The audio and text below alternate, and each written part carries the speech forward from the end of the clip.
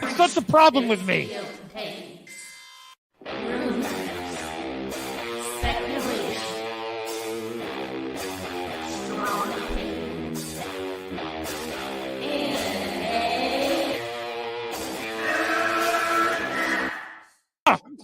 Can we get the real Andy? I would prefer the real Andy. Oh, let's get the real Max. I'll take off my mask when you take off your mask, brother. Because who's your new favorite YouTuber, Ian, that wanted to be on the show with us? The Madman. The Madman. Mad Movie Man. Let's bring on Max Movies because he scares the living shit out of me. Hold on. Oh, wow. Mad Max says, I think you should apologize. Right? I'm sitting here in a goddamn torn down pool house. I don't even know who the you pool house are. is torn apart. Okay, it's torn apart because I'm remodeling on my $70 webcam. Okay, I'm no better than you. Movie Madness Entertainment. Welcome. Welcome, everyone. Thank you for joining us for tonight's MME Live. I'm here joined with my friends Brian and George. And I appreciate you being so patient in the chat. Sorry I'm late. Woo! I wasn't. I was getting violent on the phone. I was like, oh, you better get your ass up. People want to hear you react to Grace Randolph. Well, I was serious when I titled the video. She reviews it and calls it a reaction. She is the only one that does this. You kind of, It gives a little too much away before her. Like, she tries to bend that whole embargo thing. But I'm not going to tell you because this is not a review. Actually, people don't know when you put not a review or review in the title, even if it's not a review, it shows up as a review in the search. You put Quantumania review, those keywords are in there. That's a trick that YouTubers do.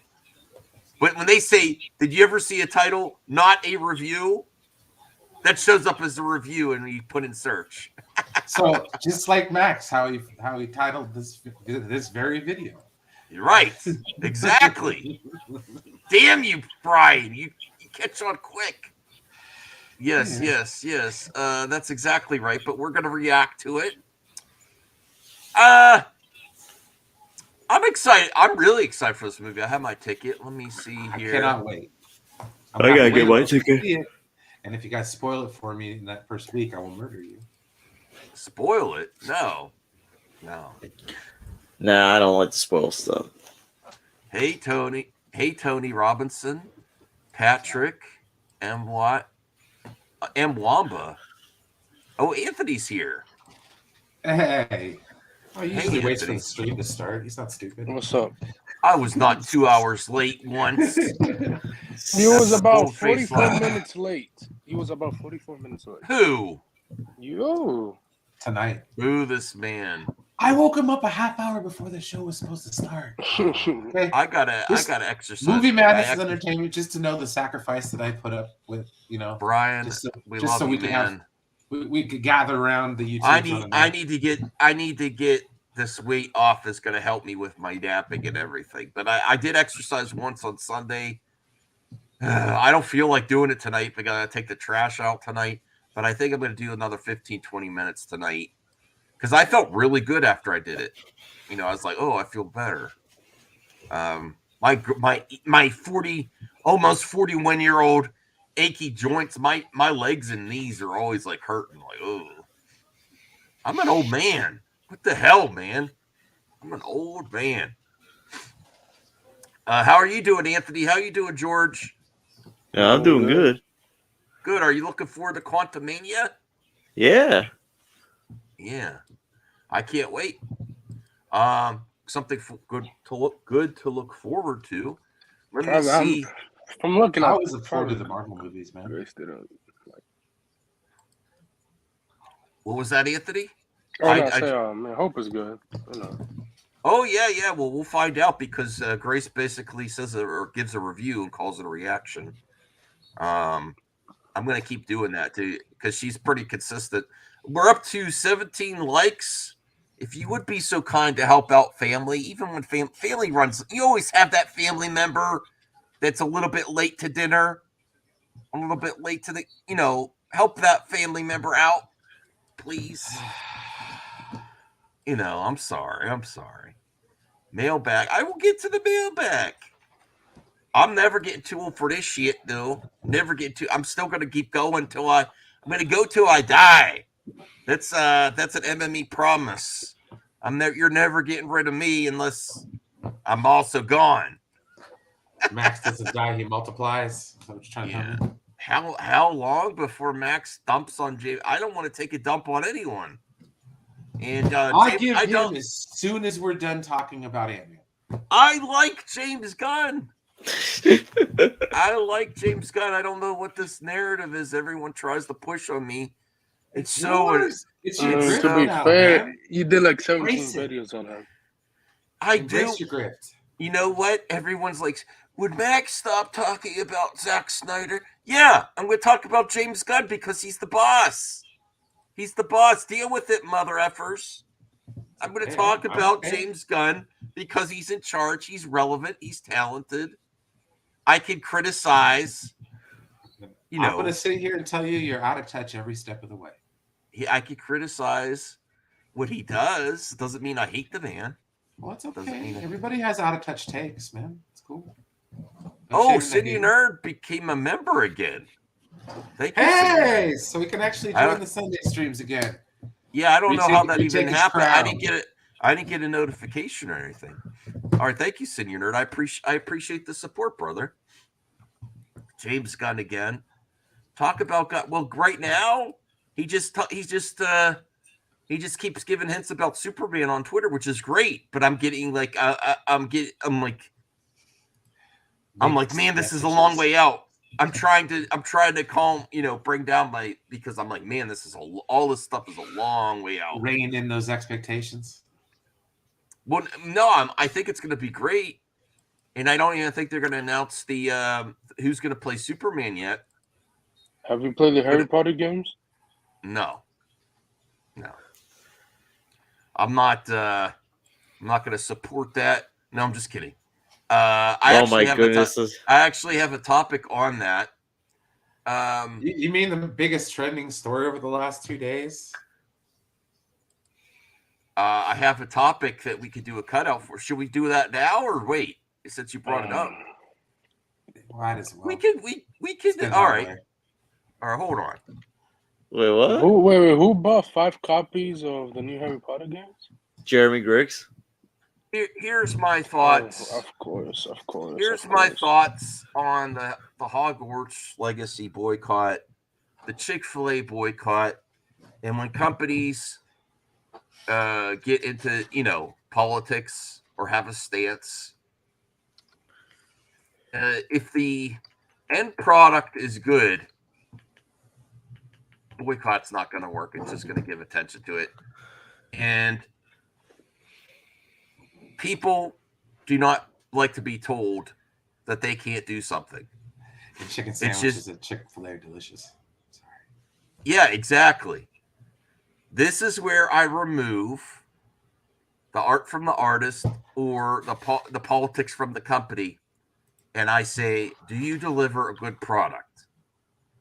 Do I agree with Chick-fil-A what they send money to for political reasons? No. Do you know how many companies send money to politicians for stuff that you don't agree with? A lot of them. I'm not defending that, but I am going to say it's a goddamn good chicken sandwich. And the employees look happy. And I know they have Sunday off for reasons, but man, is that a great thing for a fast food restaurant to have a day off of the week for their employees. I hated Sundays at fast food restaurant, bro. I worked at McDonald's on Sundays, man. So back when they had the 39-cent cheeseburgers. But their employees, every time I go through the drive-thru, Chick-fil-A is amazing. I do go through Chick-fil-A, and when I eat my chicken sandwich, I'm like, I don't say, yeah, you send all the money you want to those anti-whatever. I'm like, no. No, but this is a really good sandwich. Pay your employees. But their employees, have a nice day. Their employees look happy, and they don't just have it doesn't seem like all white conservatives at my Chick-fil-A. There's a diversity of people working there. Same kind So of people who work. they provide jobs. And I just think, personally, I just think there's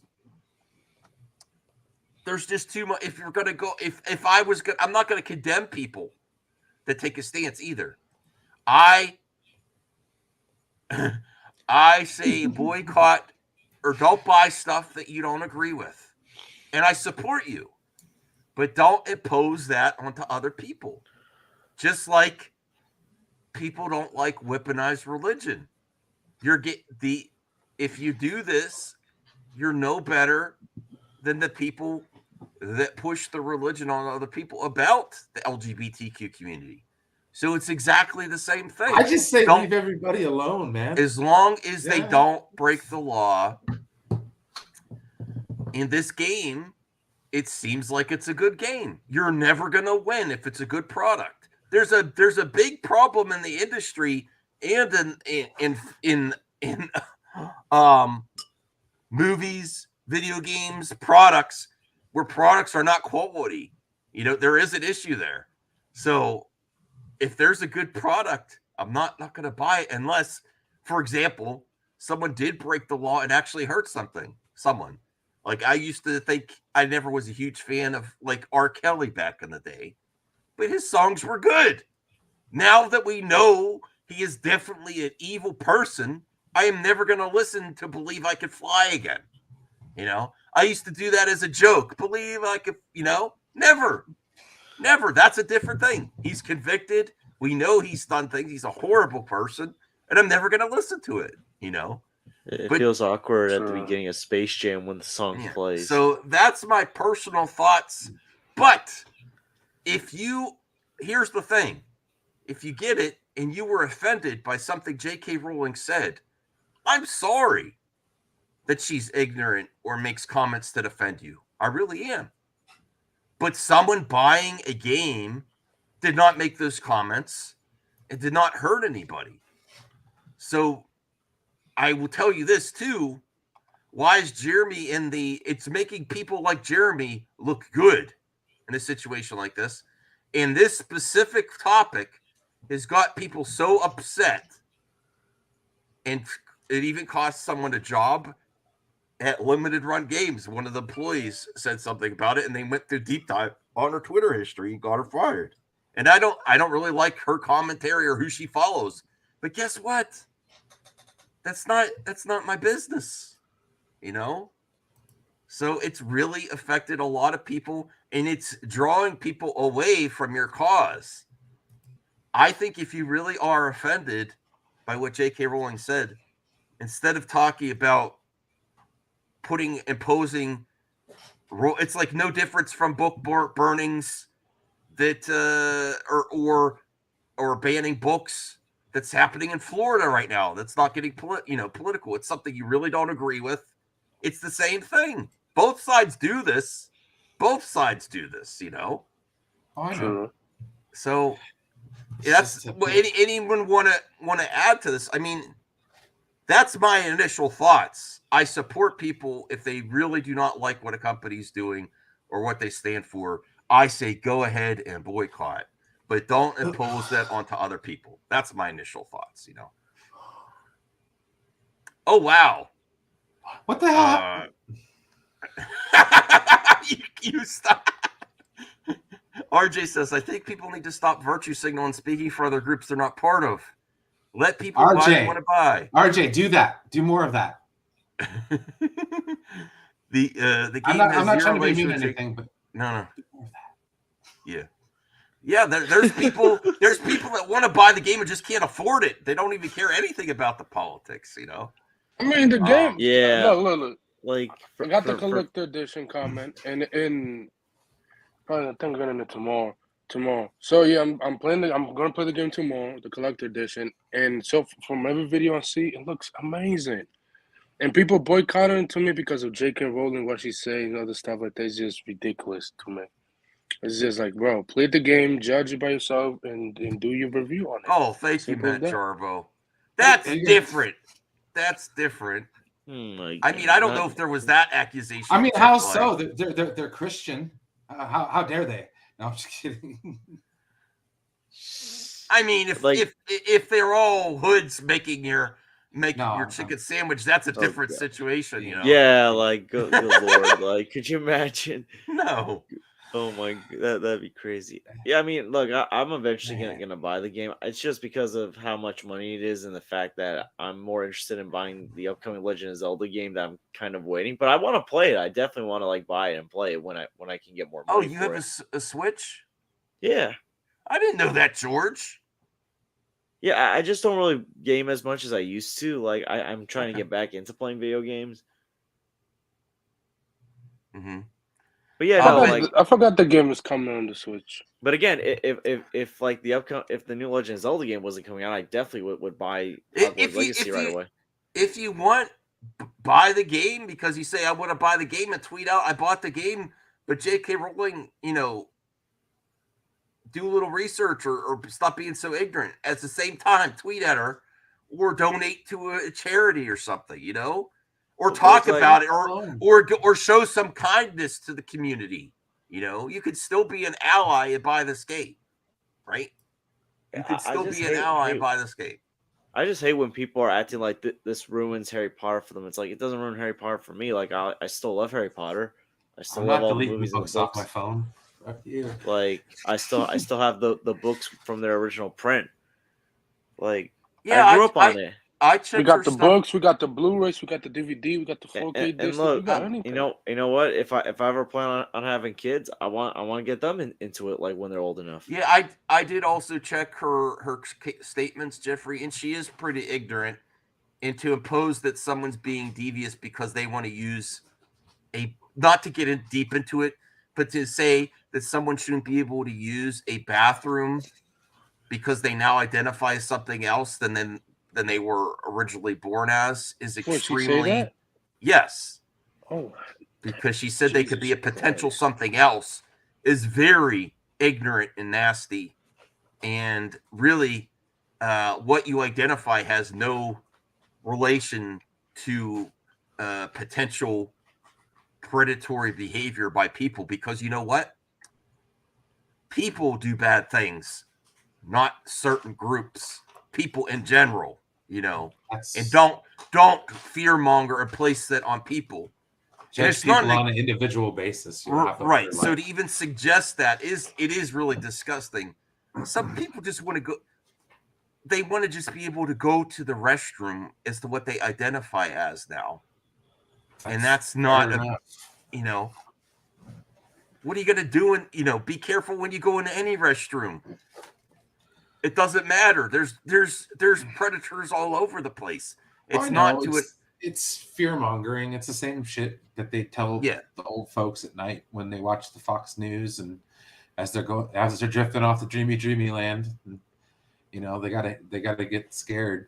It happened the whole time. I mean, that's all it is. It's fear mongering. Both sides do it. But yeah, and it's just an issue on the internet today where people just accuse people of being. It's only on groomers.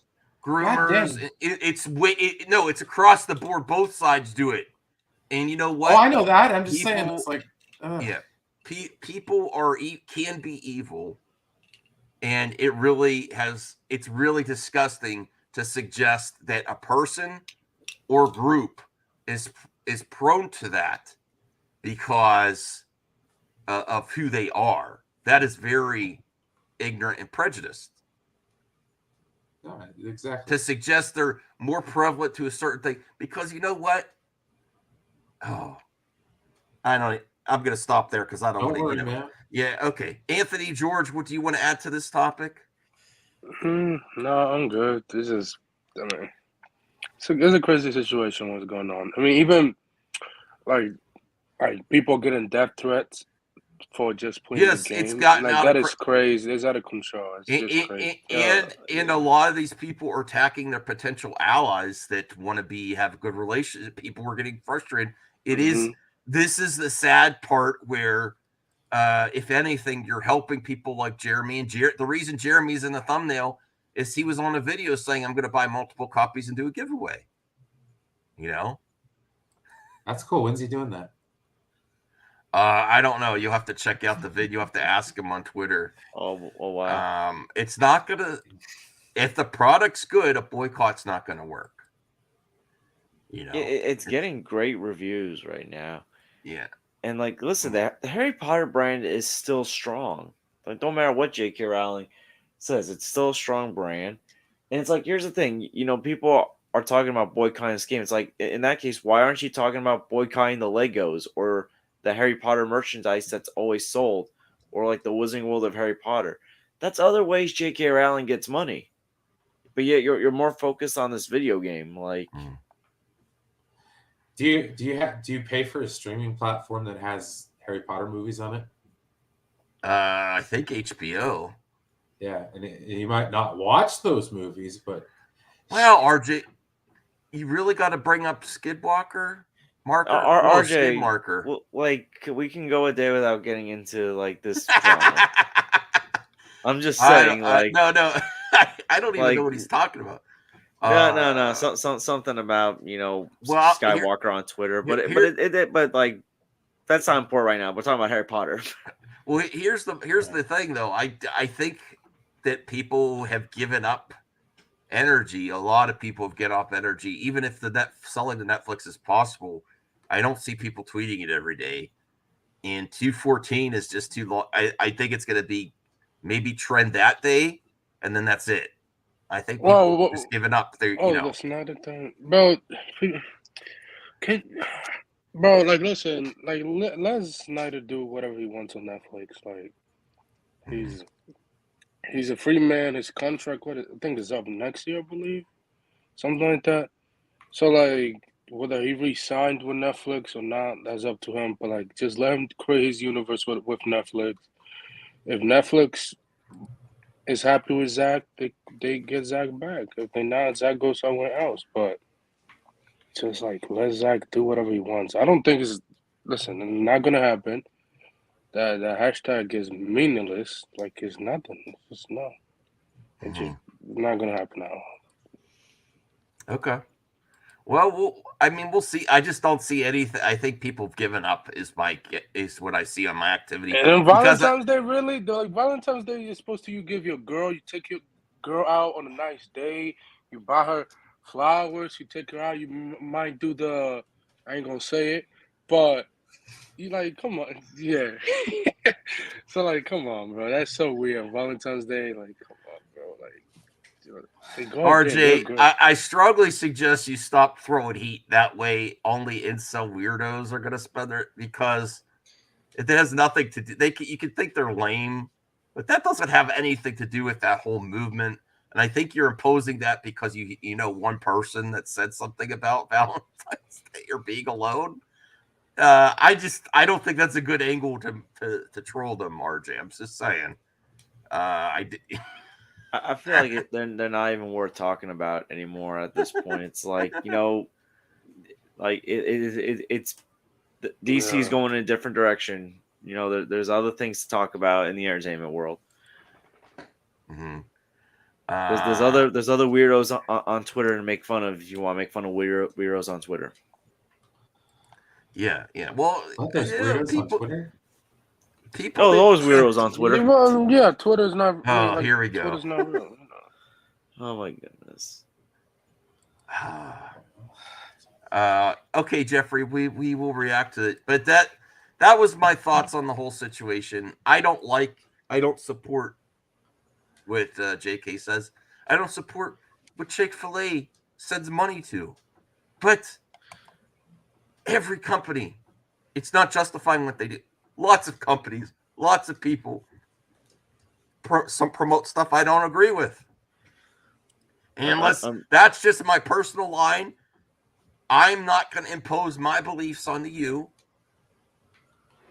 And if you do try to impose your beliefs on the other people that could be potential allies, you're no different than the hardcore, extreme religious people. And there's nothing wrong with religion. But when you impose it on other people, it's just a different religion. LGBTQ is another kind of religion almost. It's another kind of family. It is. It's a set of beliefs. But if you impose that on them, you're no different than weaponizing religion on people, and you don't like that, right? So there you go. Okay. Let me see. Why is that girl in the thumbnail? Because she is enjoying that Chick-fil-A sandwich, and I'm saying this is what happens when you try to tell people what they should do. Chick-fil-A made a new sandwich? No, that's just a regular ass Chick-fil-A sandwich, dude. Oh, so this is what this is what's going to happen when you try to tell people what to do on it, and when a product is really damn good. Now, if Chick-fil-A was Wendy's. Wendy's sucks lately. I'm sorry, and I used to be a Wendy's man back in the day. I don't know how Wendy's. They're not as good as they used to be. If it was a crappy restaurant, they would go out of business. If they, this is true. You think Tony's McDonald's trying will to still be cancel you. selling hamburgers? What do you mean? It's a belief system. Yeah, I think he did call it a religious belief. Which place got the best fries, you think? There's not like a temple they go to or whatever. They don't get like a 401 or C or whatever the fuck when it comes tax time, man. Like, go to a better Wendy's. It's not a Wendy's is religion. good, but just I haven't had Wendy's in 5 years, so I don't. CGH, maybe you should get working on your project. That's like saying being a Snyder fan is part of a religion. I said it's like a religion. Yeah, it's a belief system. A system of beliefs. You know, and then when you weaponize religion, then it's very like similar Twitter? to the hardcore zealots, the Puritans that want to impose stuff in religion and tell you how to live your life. Why can't I? Am I really going to get canceled for that? Seriously? Oh my goodness. Yeah, somebody that doesn't like you, Max, is going to clip that. You better watch it. Jeez, I missed. Gotta be careful with them young people. In a good way, as long as you don't weaponize it. Okay, let's move on. Oh my God, people really upset. Stuck in the weeds here, dude. Yo, people get. See, this is what I mean. People get offended so easily on the internet. Well, don't speak for groups that you don't represent, RJ. Just be careful with that. Yeah. Remember what you said earlier. Okay, let's look at. Hold on. Where is it? Where's the freaking? Oh, here it is. Sorry, everyone. All right, let's watch Grace's reaction. Being short is like reaction when it's basically a review. Oh my goodness! I don't think she. I thought the think she's review gonna embargo. like the movie. I don't think she's gonna like the movie. She doesn't really. She doesn't really like much of anything nowadays. Okay, well, let me see. Degrassi says, I don't know a single LGBTQ person who's trying to pose anything on anyone but their will to live. When you try to get people, when there's literal proof, I wish it was just all, oh God, Tony's here. Oh God. I wish it was just. What do you mean, oh God? Because this specific topic, I wanted to kind of move on from it. I heard you being offensive, so I was like, hey, I got to get in on some of this. I just streamed Hogwarts Legacy. I'm all ready to get canceled. Let's go, Max. But saying that if you support this, go Harry Potter. It's almost like you're supporting transphobia, is imposing it on and it ends in it can potentially lead to the deaths of someone in the community just by buying a game. But that is not just imposing their will to live. I'm sorry, Grassi. I disagree with you there. And but wouldn't you be imposing your beliefs now on other people that you believe it's not the way it is that you say it is? Yeah. Okay. You're right. You're right. Yeah. So I say just do what makes you happy and don't hurt anybody. Right. Exactly. Oh, now we got one. We got him. I think I got a notification. Tony was playing Hogwarts Legacy. I literally said. He came on and said he was playing it when he got on, dude. Pay attention, Max. All right. I literally said, "Hey, you were getting canceled." Put him on the list. I just played Hogwarts Legacy. Put him on the list. It's a good game. It's a good game.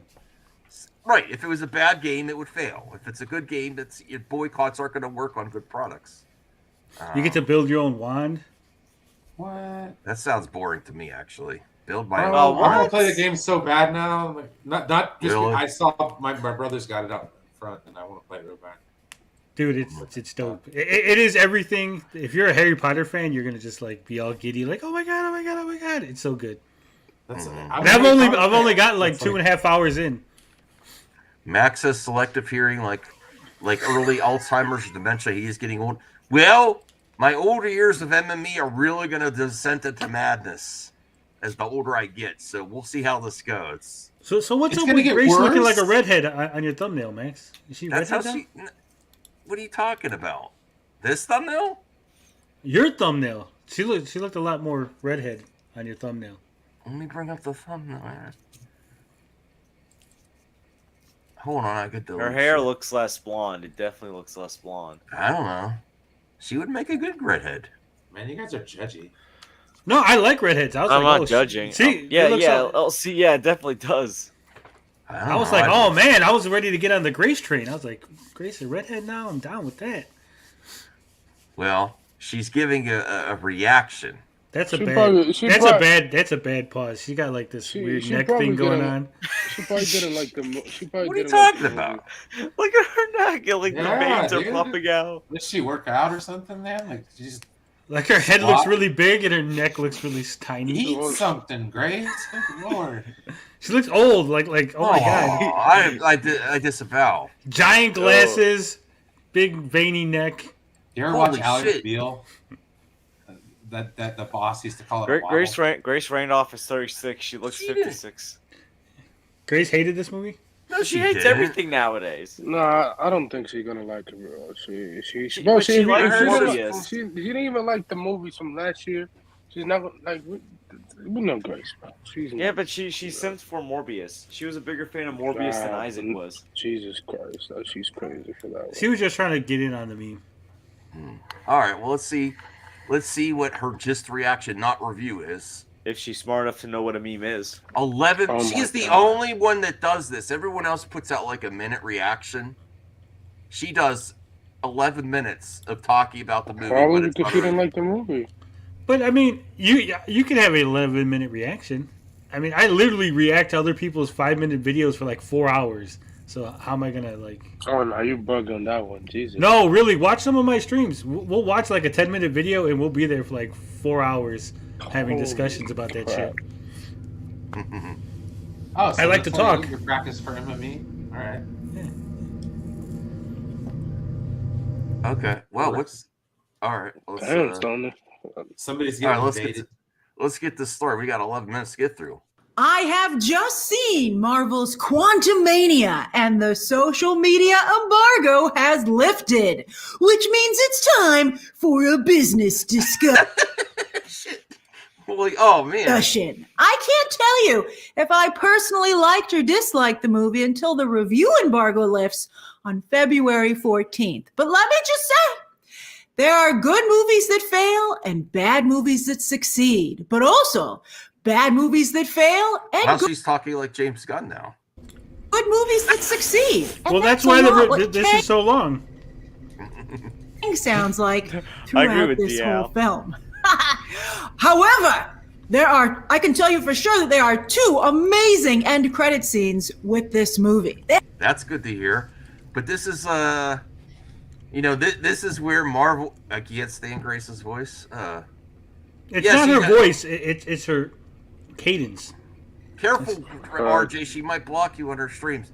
Grace basically stretches the limits of the embargo. The social media embargo isn't supposed to be a 10 to 12 minute video. It's either a tweet or short 1 minute, 2 video. Yeah.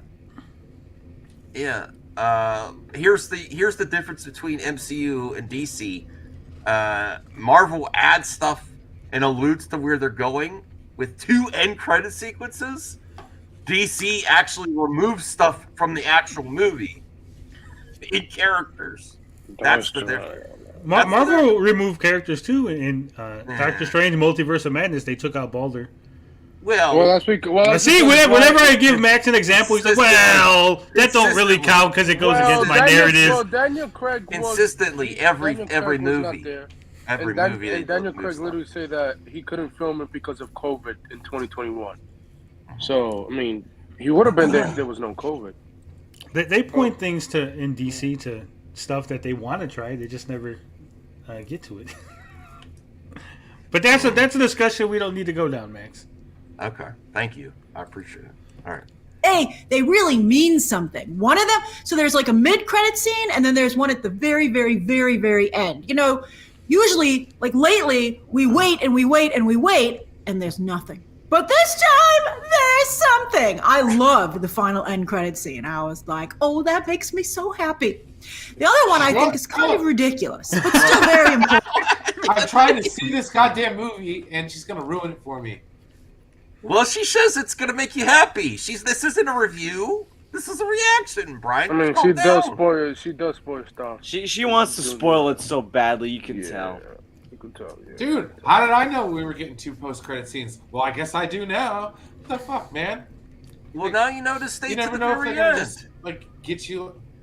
She helped you out, brother. Man, you know, maybe you might have left how after the much I first hate one. staying for the second post-credit scene?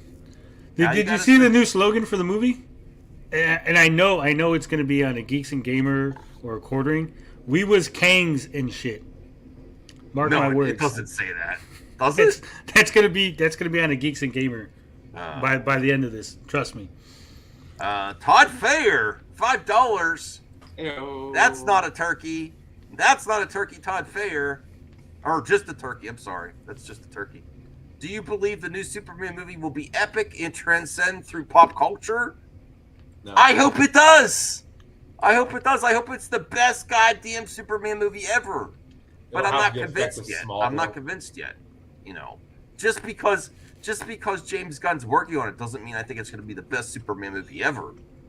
You know, even if Zack Snyder came back and did another Superman movie, I wouldn't say, oh, immediately it's going to be better than Man of Steel because I love Man of Steel so much. I don't know. I'll have to see. So thank you, Todd Fair. I appreciate that, the support.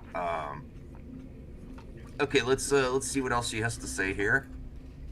Important, and I'm curious to see how people react to it. I thought it was a little bit too silly, super silly. But now you know it's silly. Yeah, it's silly. It was so important, bro. Okay. You know, you couldn't dismiss it because it's just so important. But let's get down to business. Your burning questions answered. Question number 1. How does this stack up to the first Now, this is a review. If you're saying how it compares to the other ones, it's not just saying, you know, come on. 2 Ant-Man movies? I'd say it's definitely much better and certainly more of a movie. You know what I'm talking about. How many Ant-Man defenders are there? I'm sure I'll hear from them in the comments down below. Hey, Grace, I'll never forget I love Ant-Man was good. Ant-Man movies. Dude, the first 2 Ant-Man movies, great movies, man. Hey, Rhea. Well, they're the only 2 Ant-Man movies that exist at this point. I mean, well, I know that, but I'm just saying. I'm ready for the third one to be a great movie, too. I think the first one was better than the second one. Scott Lang hate. Oh, the first one is amazing, yeah, but... The second one was awesome. Kind of fell off a little. The bad guy was kind of weak. The Ghost? Yeah, was a little weak. Like, yeah, but like, it's crazy because people's like, Edgar Wright was gonna... Bro, Edgar Wright had 16 years to make his movie. He signed on to do an Ant-Man movie in 2002. Marvel Studios was not around in 2002. Yeah, that was like so like what, the first Spider-Man movie? Yeah, like you could have. I mean, I don't think Sony owns the rights. You could have. Whoever owns the right to Ant-Man back in the day, he could have got the movie made back then. He just waited 16 years to drop out of the project. Which I mean, you know, and by the time he wanted to do his movie, he couldn't because time has changed so much. It's not like you can't do it. Vince is asking you a question. Okay. Oh, yes, I did. Unfortunately, it did not work. So, no deal. Okay. All right. Well, let's keep going here. I'm really hyped for this. I've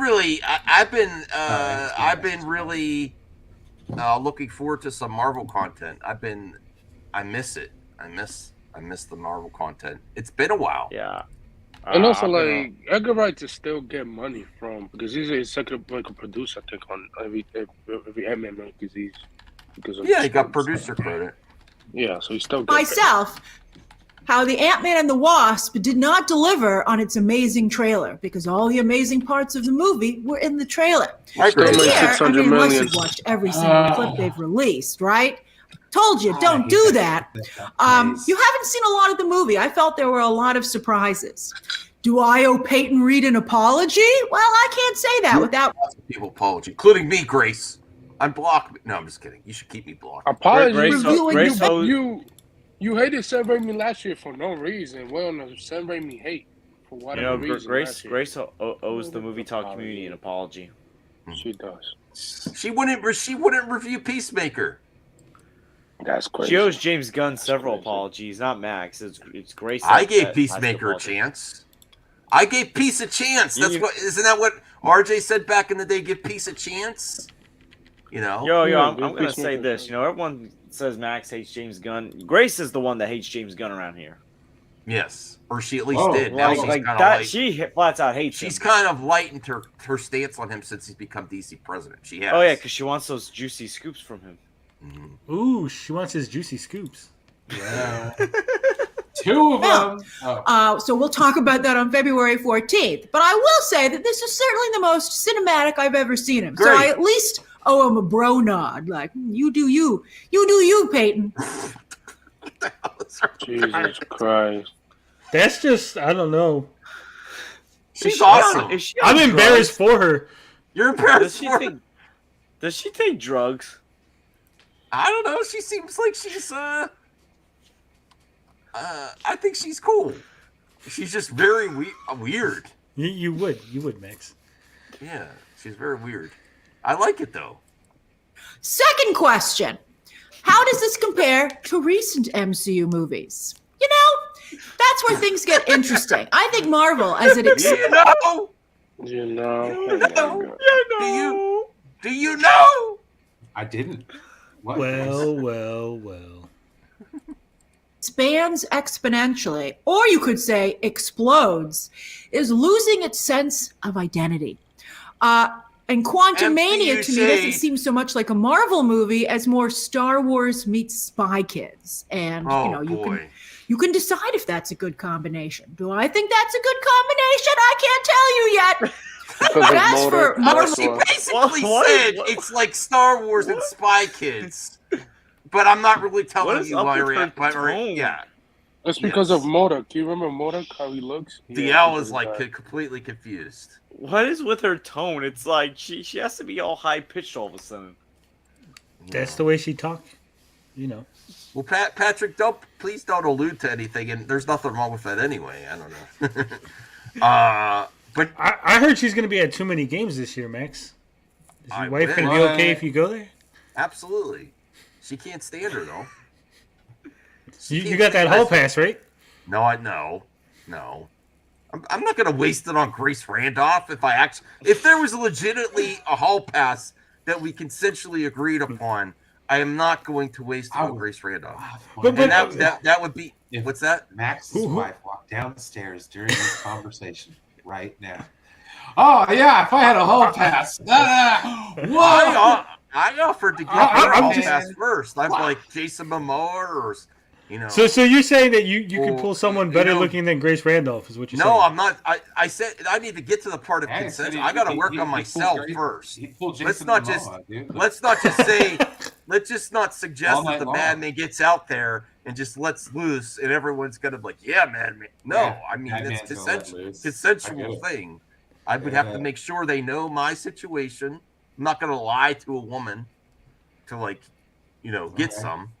I'm gonna say, this is my situation. I got a hall pass. No, I'm gonna lay it all out there. Basically, none of this shit is ever gonna happen, and I'm not thinking about it even. It's just as a joke, No, the fact that you're joking about it means you thought about it. You thought this plan out pretty well, Max. Yeah, it was pretty. He's gonna have a little card. He's gonna have a little index card that says hall pass on it and wave it around. Stop. He's gonna have freaking blueprints and shit. No. A diagram. I would rather work on myself and have some great times with my wife. There you go. She must have walked downstairs. She did. No, that was a joke. I heard her, Max. I heard her in my headphones. I have comedic timing. No. I heard her in my headphones. The dogs are on the couch. Look. I heard you say, "You son of a bitch." Oh. Look at that. She way at the end of the show to do it. Everyone go back at this time in the show. 45 minutes in and listen. You can hear Max's wife talk. The little couch potatoes. They're being good tonight. Aww. She said Jason Momoa called her up. He might be on my hall pass. Can you tell me? Jason Momoa? This is a very unflattering angle for you, Max. They're all unflattering. Oh, every angle. He beat me to the joke. That's a dog. Okay, let's get back to Grace. This is getting weird. Marvel's branding, when it feels the most Marvel, is when it's borrowing heavily from Tony Stark. Tony Stark must have made his tech open source because, I don't know. It was one thing when Peter Parker was doing it because he was Iron Man's protege, but I know that annoyed even some of you already.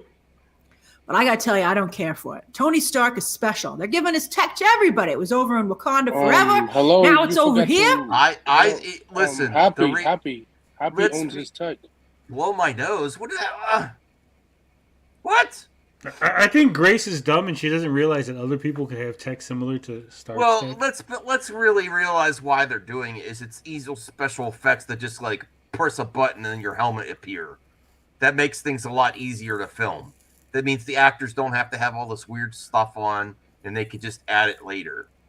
That's the reason why the nanotech's taken over. Like everyone has it. Like Star-Lord had it, and no one complained about it when Star-Lord had it. That's true. The DODC took it. Remember? That's what half of these goddamn shows were about. But she's also. But I'm saying like she's probably complaining about like the 3D model, like how she got the picture. Mm-hmm. Other people have done that. You know, Antman, he's a scientist who's supposed to be almost on par with Tony Stark.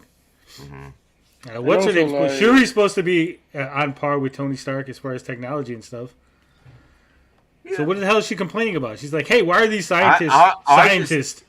I just don't like it because it makes everything look a little cheaper when they just immediately have a thing appear on their face. I understand that it's kind of justified with the nanotech and just whatever, but it looks cheap to me. Yeah, they need to have real masks like Max. Yeah, I will also say that Quantumania evokes a lot of different franchises, not just Spy Kids and Star Wars, but also Avatar, Dune, and even Honey, I Shrunk the Kids. That leads to our next question, third question. What kind of box office are we talking about here? Recently, I've been saying that for an MCU movie not to embarrass itself these days, you know what I'm talking about. Some of you will be like, a movie can't embarrass itself, Grace. Yes, it can. Oh, don't bring up Black Adam, even though I love Black Adam. What the? She's going to bring up Man of Steel. Can I say something real quick? Does she realize not every superhero movie has to hit a fucking billion? She's part of the problem. She's part of the problem. The MN franchise. She's always been part of the problem. She is the problem. Like the MN franchise is a $600 million franchise, not $1 billion. 600. Yeah, so she does need. What help. is the problem? She's retarded. Needs to touch grass. I don't know. This one looks like it's going to do a lot of money. It looked really good. Yeah, like $700 million. You're going to make more money than the first two Antman movies. That much. I can see $700 million. I feel the hype. Oh, sorry, I didn't mean to hurt your ears. And you know what? No shade at DC, but Marvel at least has been where if they make money, they're happy, right? They weren't like, let's start canceling everything. Just like, okay, this made money. We had to make this movie in order to set up the next movie. So if this one doesn't do so good, that's okay. It just had to be. It was like a filler. Like right. you never hear Kevin Feige. Oh, my movie makes $600 million. Oh, let me change my plan 15,000 times. Nope. He keep going and keep going. He changed it a little bit, but other than that, he's good. Yeah, they know where the end game's at. They know where the big money's coming. All right, let's see what else she has to say here. It needs to pass 800 million, I would say, worldwide. And the first 2 Ant-Man movies did not even come close to that. Will Quantumania? Well, I think the family aspect is real nice. I like that about this movie. This is a great movie for families with children of all ages because it's generational. You've got basically almost kids, parents, and grandparents. So kids, teenagers, and even grown-up children. It's one thing to look out for your team. Wait. So she's saying that Shang-Chi and Black Widow embarrassed themselves? Yes. She's an embarrassment to this community. Done. The pandemic was around in 2021. Well, Black Widow got screwed because they went straight to Disney Plus. Yeah, Disney, the $30 you gotta pay and stuff like that, and it was like the most pirated movie of 2020.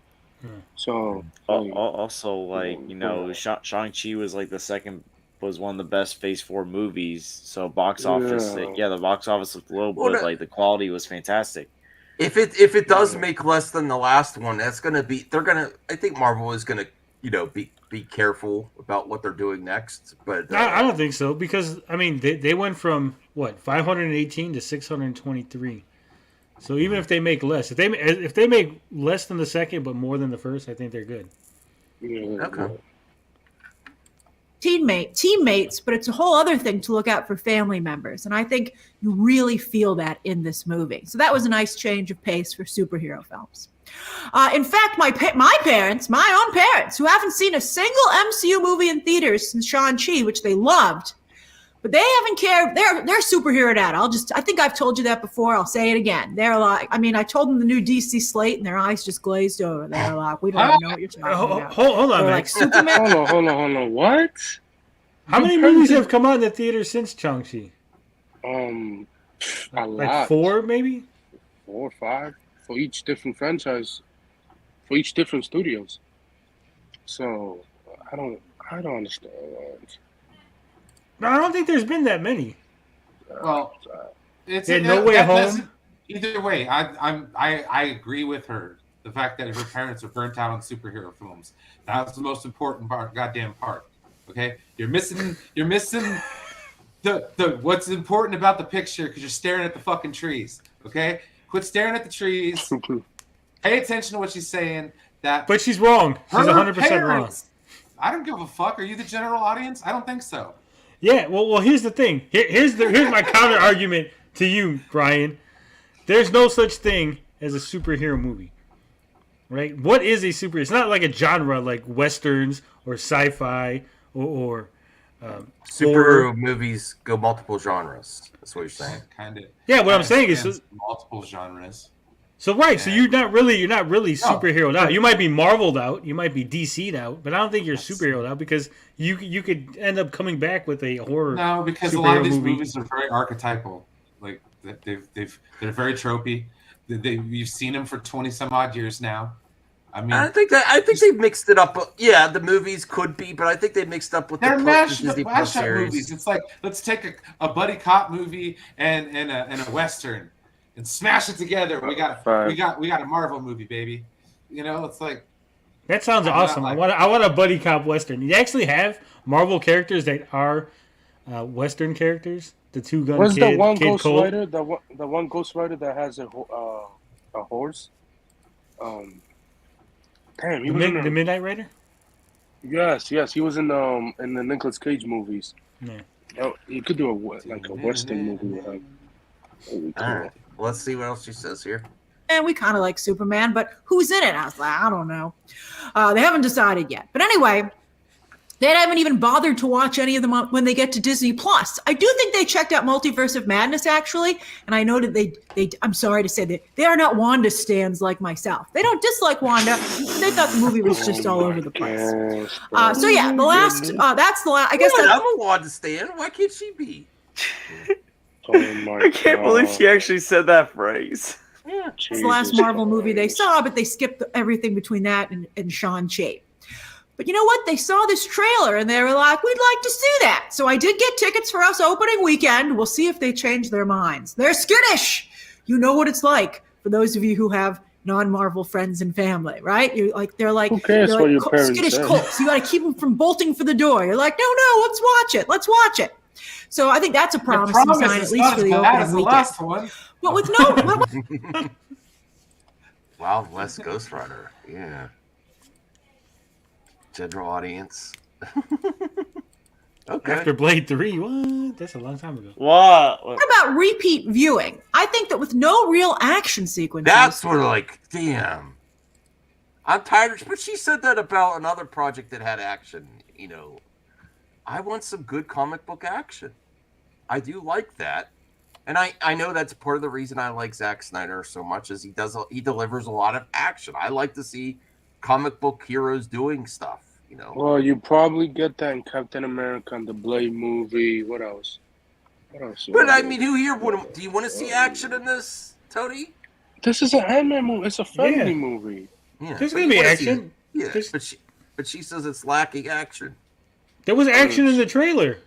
Did they lie to action me? in the trailer. Oh my gosh! I saw them running and shrinking and getting bigger in the trailer, but I didn't know like. Well, I guess that's somewhat action, but I want to see like. He was fighting. He was fist fighting with Kang. How much more action do you I do need? want to see Yo, that. Kang's muscles. Oh my god, dude! Have you seen Old Boy? He's in the third Creed movie. Oh yeah. He's gonna be dominant. He's ripped, bro. He's ripped. Oh my god. Max made us stare at him for like 20 minutes. He's like, "Look at this guy. Look at those muscles." Daredevil starts shooting next week in New York. Well, yeah, next week in New York. Yeah. Well, we're halfway through. Here we go. Certainly not any memorable ones, which is a shame and weird when you have both Pym particles. I love Pym particles. I just love me some Giant Man. There is a lot of Giant Man in this movie, and I really like Giant Man.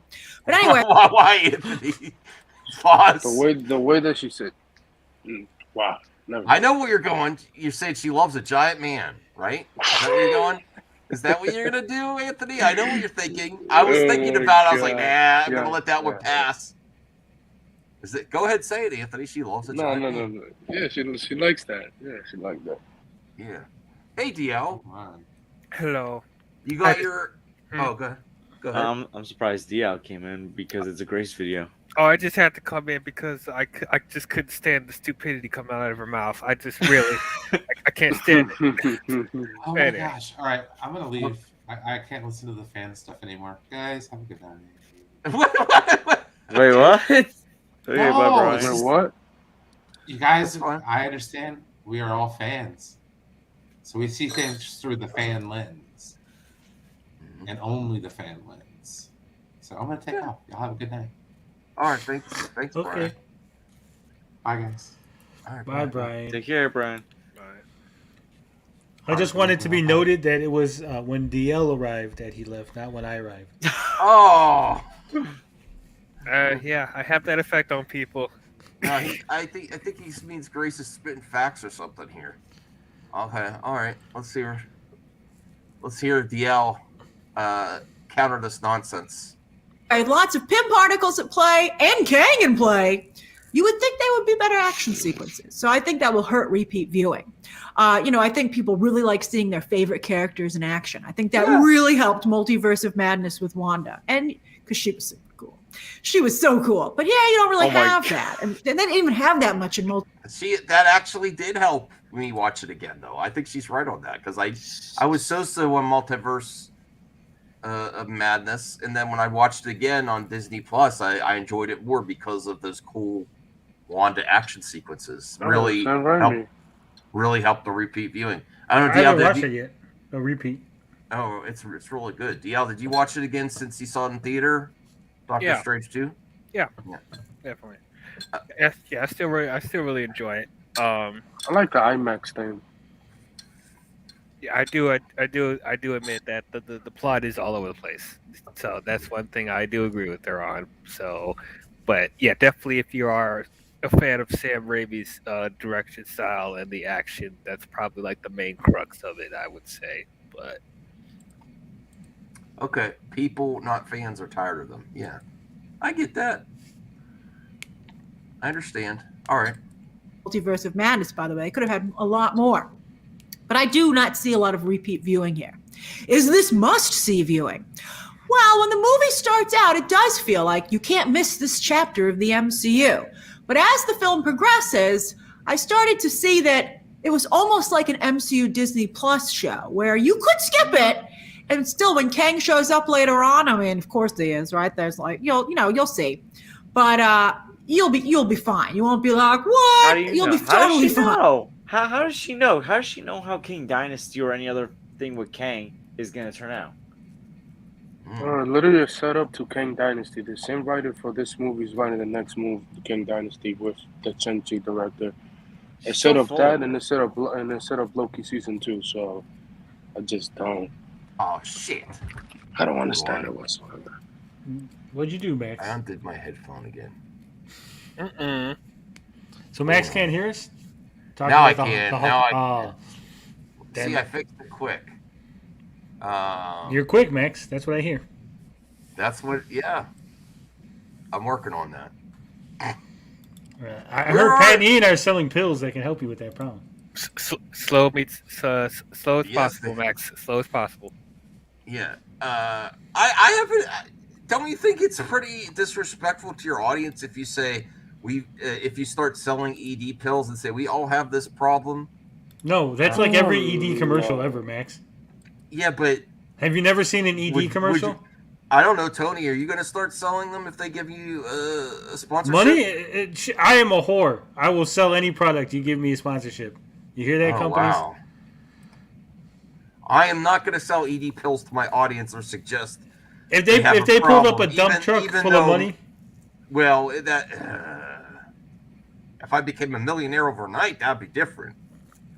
And again, every single ED pill commercial is everybody has this problem, don't you, gentlemen? Blah blah blah blah blah. Fucking buy this. Extends. Fucking Viagra, whatever. Little blue helper. They all say that. It's not like they were like only you specific people in our audience. I have never tried those pills. Never. Doesn't mean I don't need them, but I never tried those pills. Right. Fine. So I think that you get a little more flavor, especially for Kang, which is the case with the Disney Plus shows, like doing a deep dive on these characters. But again, you won't be lost if you didn't see this movie. You'd be fine. So to be honest, I see this topping out in the 700 million range like Thor Love and Thunder did, if it's lucky. If it's lucky. It could end up in the 600s. Maybe this time the high 600s like the last one. I think a lot of folks might wait for Disney Plus. We'll see. We'll see what the reviews are like. It's always hard to get a read on these things. You know, I can't tell you which way I think it's going to break because that would be reviewing the movie. I kind of have an idea, though. But anyway, I think that, you know, you could wait it out and then you'll see it on Disney Plus maybe. Let's see how many people make that decision. And if enough people stand together and the opening numbers are mid or drop fast second or third weekend, I don't see this being like a #1 movie for weeks on end. I could see it going to Disney Plus in 30 days. I really could. I could see that. Let's see what happens. Let's see. Let's see. Fourth question. Is this more MCU? Wait. She said 30 days it could go to Disney Plus. Are you out of your mind? Are you out of your mind? No. I think she is. They've done they did 45 days before, right? Yeah, but not no more. I don't that was only because of the pandemic. They got in trouble with that. Talking about MCU. Oh. Yeah, she's talking about the MCU. Not even Thor Love and Thunder went to Disney Plus in 30 days. And as far as Brian's comment goes, if they pull up a dump truck full of money, you damn right I'm hawking some damn butt plugs. I don't like to say this. She's a big dummy. She's dumb. Are we talking about Grace Randolph being a dummy? Yes. Would you tell your audience that you have a problem with ED and that they should, and by using the HWA discount, you could get 10% off ED pills, or do you think that's kind of insulting to your audience? I think it's hysterical. Just imagine. I'm all like, Pat and Ian from the CU podcast started hawking. They started hawking ED pills. Yes. Well, have you seen what they look like? Obviously, they need them. And they're doing now. They've also stopped doing less live streams, and they're slowing down the podcast and ramping up. That's because they didn't want to have the madman on there. They're scared. Paid promotions. So I think the paid promotions are more consistent than Patreon. Well, dude, I mean, if you think about it, like inflation has gone up, costs have gone up. You know, people need to try to maintain an earnings. It's like something a lot of us who do this full time have to worry about. So I understand. But them selling ED pills. ED pills is another level, right? No, dude, that's just their audience. So that if they're selling ED pills, that means that their primary audience are men between the ages of 40 and 65. Well, that's my demographic, part of my demographic too. But I'm not going to tell them. I mean, well, no, your well, a little slightly lower. But it's like if you look at someone like, I mean, you could look at someone like Pat and go like, okay, this guy's selling me ED pills. He looks like he might occasionally get a little bit of play. Whether it's male or female, we have no idea. But he occasionally might get a little lovin'. Then you look at Ian and you're just like, he looks like he drives a windowless van with free candy scrawled on the side. Oh, Ian's married. Jesus. That doesn't mean he doesn't drive a windowless van with free candy scrawled on the side. I'm just saying. He looks like COVID feels. If you look at him, he looks like a man who has just given up on life in every conceivable form. I like Ian. I'm not saying you can not like him, but just in regards to like physical appearance and everything else. And I'm a rotund American myself, but I mean, did make a joke once that he looks like Gandalf. Yeah, he looks like Gandalf if Gandalf was like a stoner in his 40s living in his mom's basement.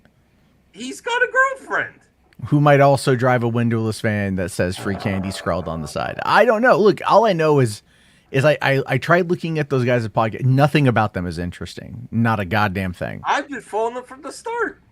I feel like those guys, they're for the people that are like, I remember what it was like when I was a teenager in the 1980s and arcades were all the rage. Oh, my penis stopped working. Whoa. Not me. No, that's an actor. That's not me. It's not like the episode. Somebody clip it.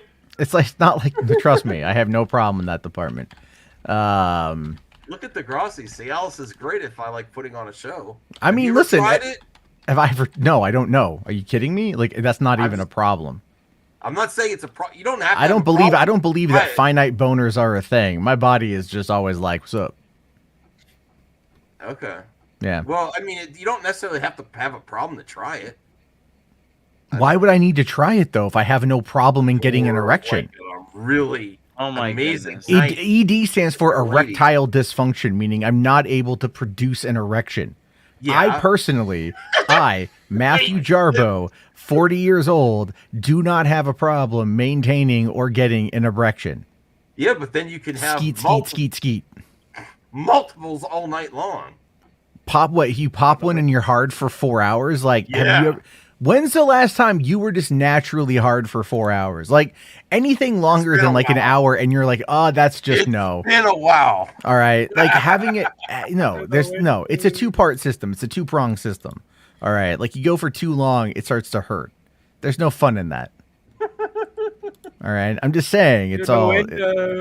I would sell if they came to me and they're like, we think your audience would be the right type of audience to sell erectile dysfunction pills. I'd be like, you're specifically aiming it at like 2 or 3 people in my audience, and I probably know who it is specifically. I just won't say who it is, so then everyone's a suspect. But still, it's just no. That's funny. Did they get good? I mean, look, John Campia has got like he does mint mobile, but he's got a bottle of aviation gin on his desk. Yeah, he's like, I gotta double it up. It's like I gotta appease the boss. Look what Degrassi says. I'm 53, almost 53. Neither do I, but Cialis rolls. I mean, listen. Here's the thing. This stuff was heart medication. So think of it like it. If you got the blood pumping to your penis, it's probably pumping through other places as well. So. I don't want to have a heart attack or anything from like. I mean, if I were to die having sex, that'd be pretty awesome. Is that a good way to go, Tony? I just want to. That's the best way to go. I want to. Yeah, I want to die mid-orgasm though, just because it's like I want to feel That's it. the best way to die. Okay, but that's the best way for you to die. But your partner is the worst way for you to die. I'll be Not dead. really. I don't Have care. you ever heard of necrotic boner? What? Yeah, that happens. Yeah. You do poo and pee after you die as well. But Yeah, necrosis, necrosis sets in at 90 minutes, right? And then it. She won't even notice, Max. Yeah. What's it called? No, what's it called when your body goes stiff? I don't want to die in the act, and then have my hopefully. it's still my wife rigor mortis sets in 90 minutes after death. Rigor bonus. Yeah, and here's the thing though. Imagine being intimate with someone and then they dying. That would be horrible. Then you have to call the paramedics, and they're just. And then, Yeah, but here's a question. Here's a question though. If they die mid-orgasm, like mid-sex, and you don't really notice until right at the very end, do you still finish? Oh my God! I would think. Disavow! I would think that if hold on, if I were to die mid-coitus, and my partner was like right there at the verge, I would want her to finish. My last gift to her, the most memorable orgasm of her life, hands down. Good. Are you kidding me? Oh my God! Uh oh. How many kids do you have, Max? How do you think they're made? Zero. Brown I know chicken, how brown they're cow. made. We're making people leave. Good. Good. Let the prudes go. It's almost 9 o'clock. It's time to put away the fucking puppets. Oh shit. We actually did have like 6 people leave. Okay, enough of that. People without a sense of fucking Matt, humor. do you think the MCU is a real thing? No. Thank you. I think that there are elements of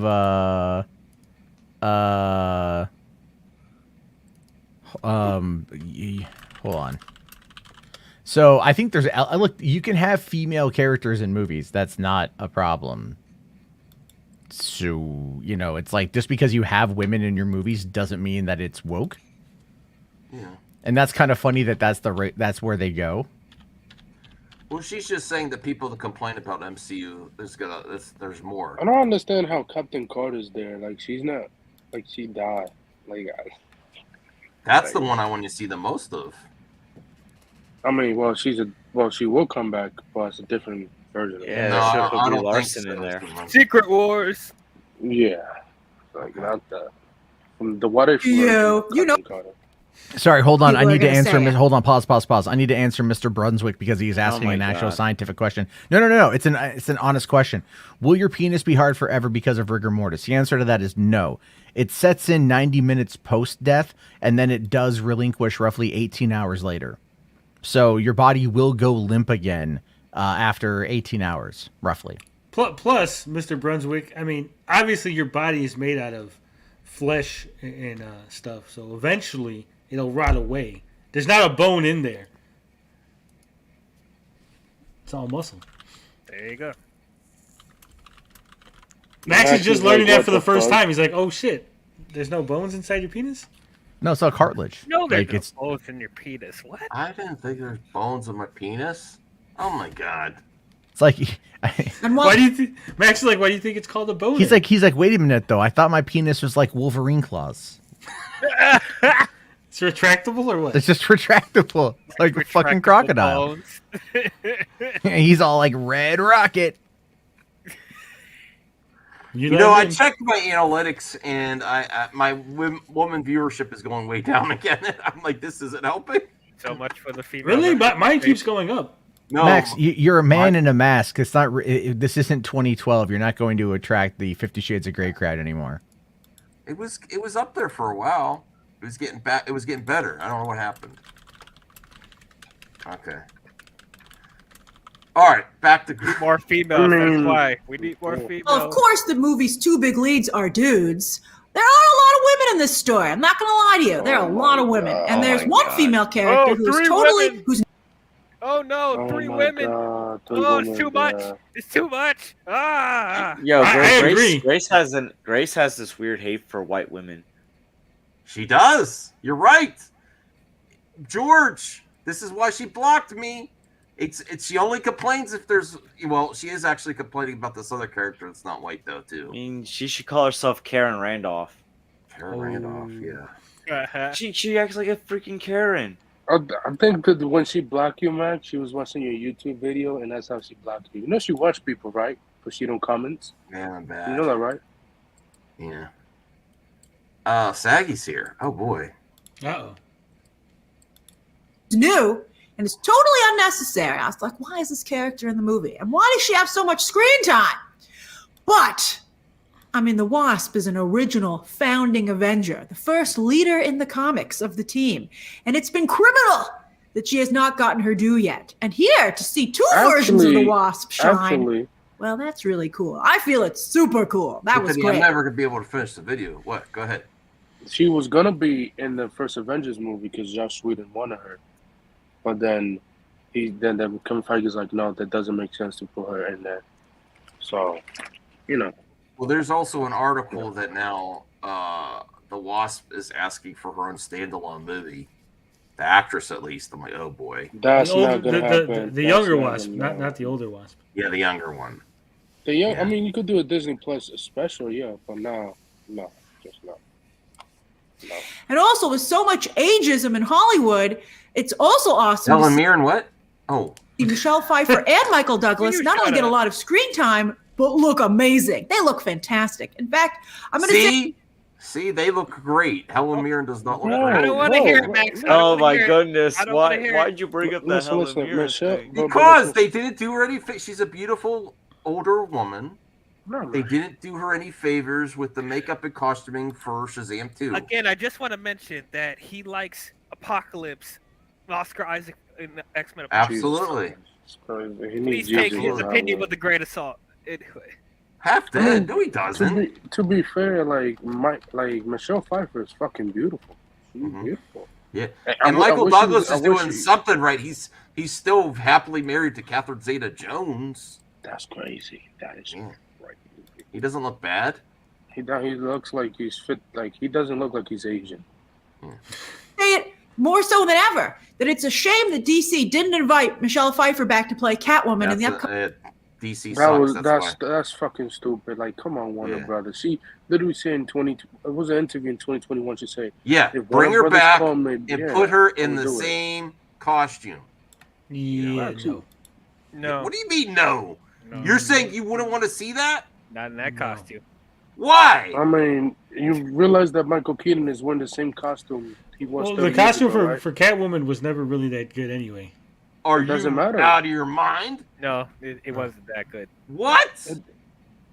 That blew my mind as a young. I'm not thinking with my boner. I'm thinking with my brain, and my brain says that was a stupid looking costume. Yeah, it was. Bro, but like it's kind of silly how she made that costume out of leather jackets and pants. Wait, what? What? How'd you make a mask? Like, what? It's just okay. And then you made your claws out of sewing. Okay, I'm done. I mean, look, to be honest, like there's better costume design now than ever. But like, if Michael Keaton's wearing the same costume from 30 years ago, then she could wear the same one from the upgraded stuff. I don't know what's wrong with this panel. Again, he likes Oscar Isaac's Apocalypse. Take his opinion with a grain of salt. Anyway, it's great. I'm gonna watch it again tonight. After this. You disappoint me. Coming Flash movie with Michael Keaton returning because she could clearly pick up right where she left off. Oh, she looks so great. She looks so great in this movie. She looks so great. Fifth question: how are the VFX? Oh, that's a hot potato of a question. They're actually not bad. It never really looked too green screeny, which was a pleasant surprise considering that. I don't see how she's not saying this. She basically goes through every aspect of the movie. Yeah, this is a review. This is a review. Yeah.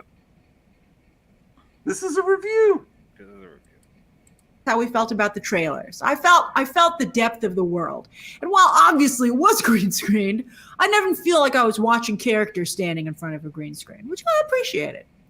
But, like, did any of us want to spend a whole movie in the quantum realm? Yes. I didn't vote for that. Remember in the comics when Janet got stuck in the quantum realm after exploding? Well, she actually imploded in Secret Invasion.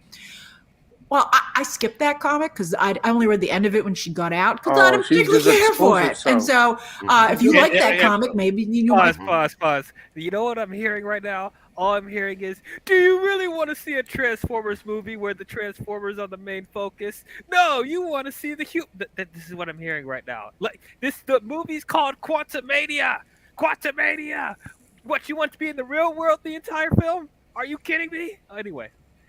Yeah, I want to see the whole film in quantum realm. It's All I'm hearing from her is, "Do you really, really, really want to taste it?" Whoa. Max does. He got that hall pass. Tell him, Max. I don't have a hall pass for Grace. If I got was if we agreed and everything was consensual, including the recipient of the hall pass, I would not waste it on Grace. You know? What? Yeah. What? Okay. Like, okay, all things considered, like, wouldn't a hall pass be kind of like all encompassing? You mean for anybody? I don't know. I mean, well, if you were to get it, don't you think a hall pass that's the point? Is it's a hall pass? Okay. So, like, if, I mean, that would be like, okay, so it's kind of like the whole notion of your top 5. You know, that particular thought experiment, right? Mm-hmm. Like, oh, who would be the 5 freebies you could get? Like, would Grace be on your top 5? That's an honest question. No, I don't think so. I do. I have some celebrity crushes. I'd probably go that way.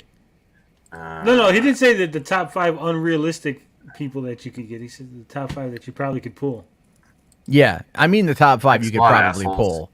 Like that you could pull. I mean, if you're like, oh man, but that Elizabeth Olsen is one fine lady. She's on my list. That's not going to happen. That's actually a good one. Unless there's Roofies and Cialis involved. Thanks, but, George. But if you wanted to pull Ian from Completely Unnecessary Podcast, you probably could. That could be up there for you. Man. You could totally pull Tommy Tarico. That is true. No, he'd give it up to anybody if they funded the Amico at this point. Yeah. Oh, wow.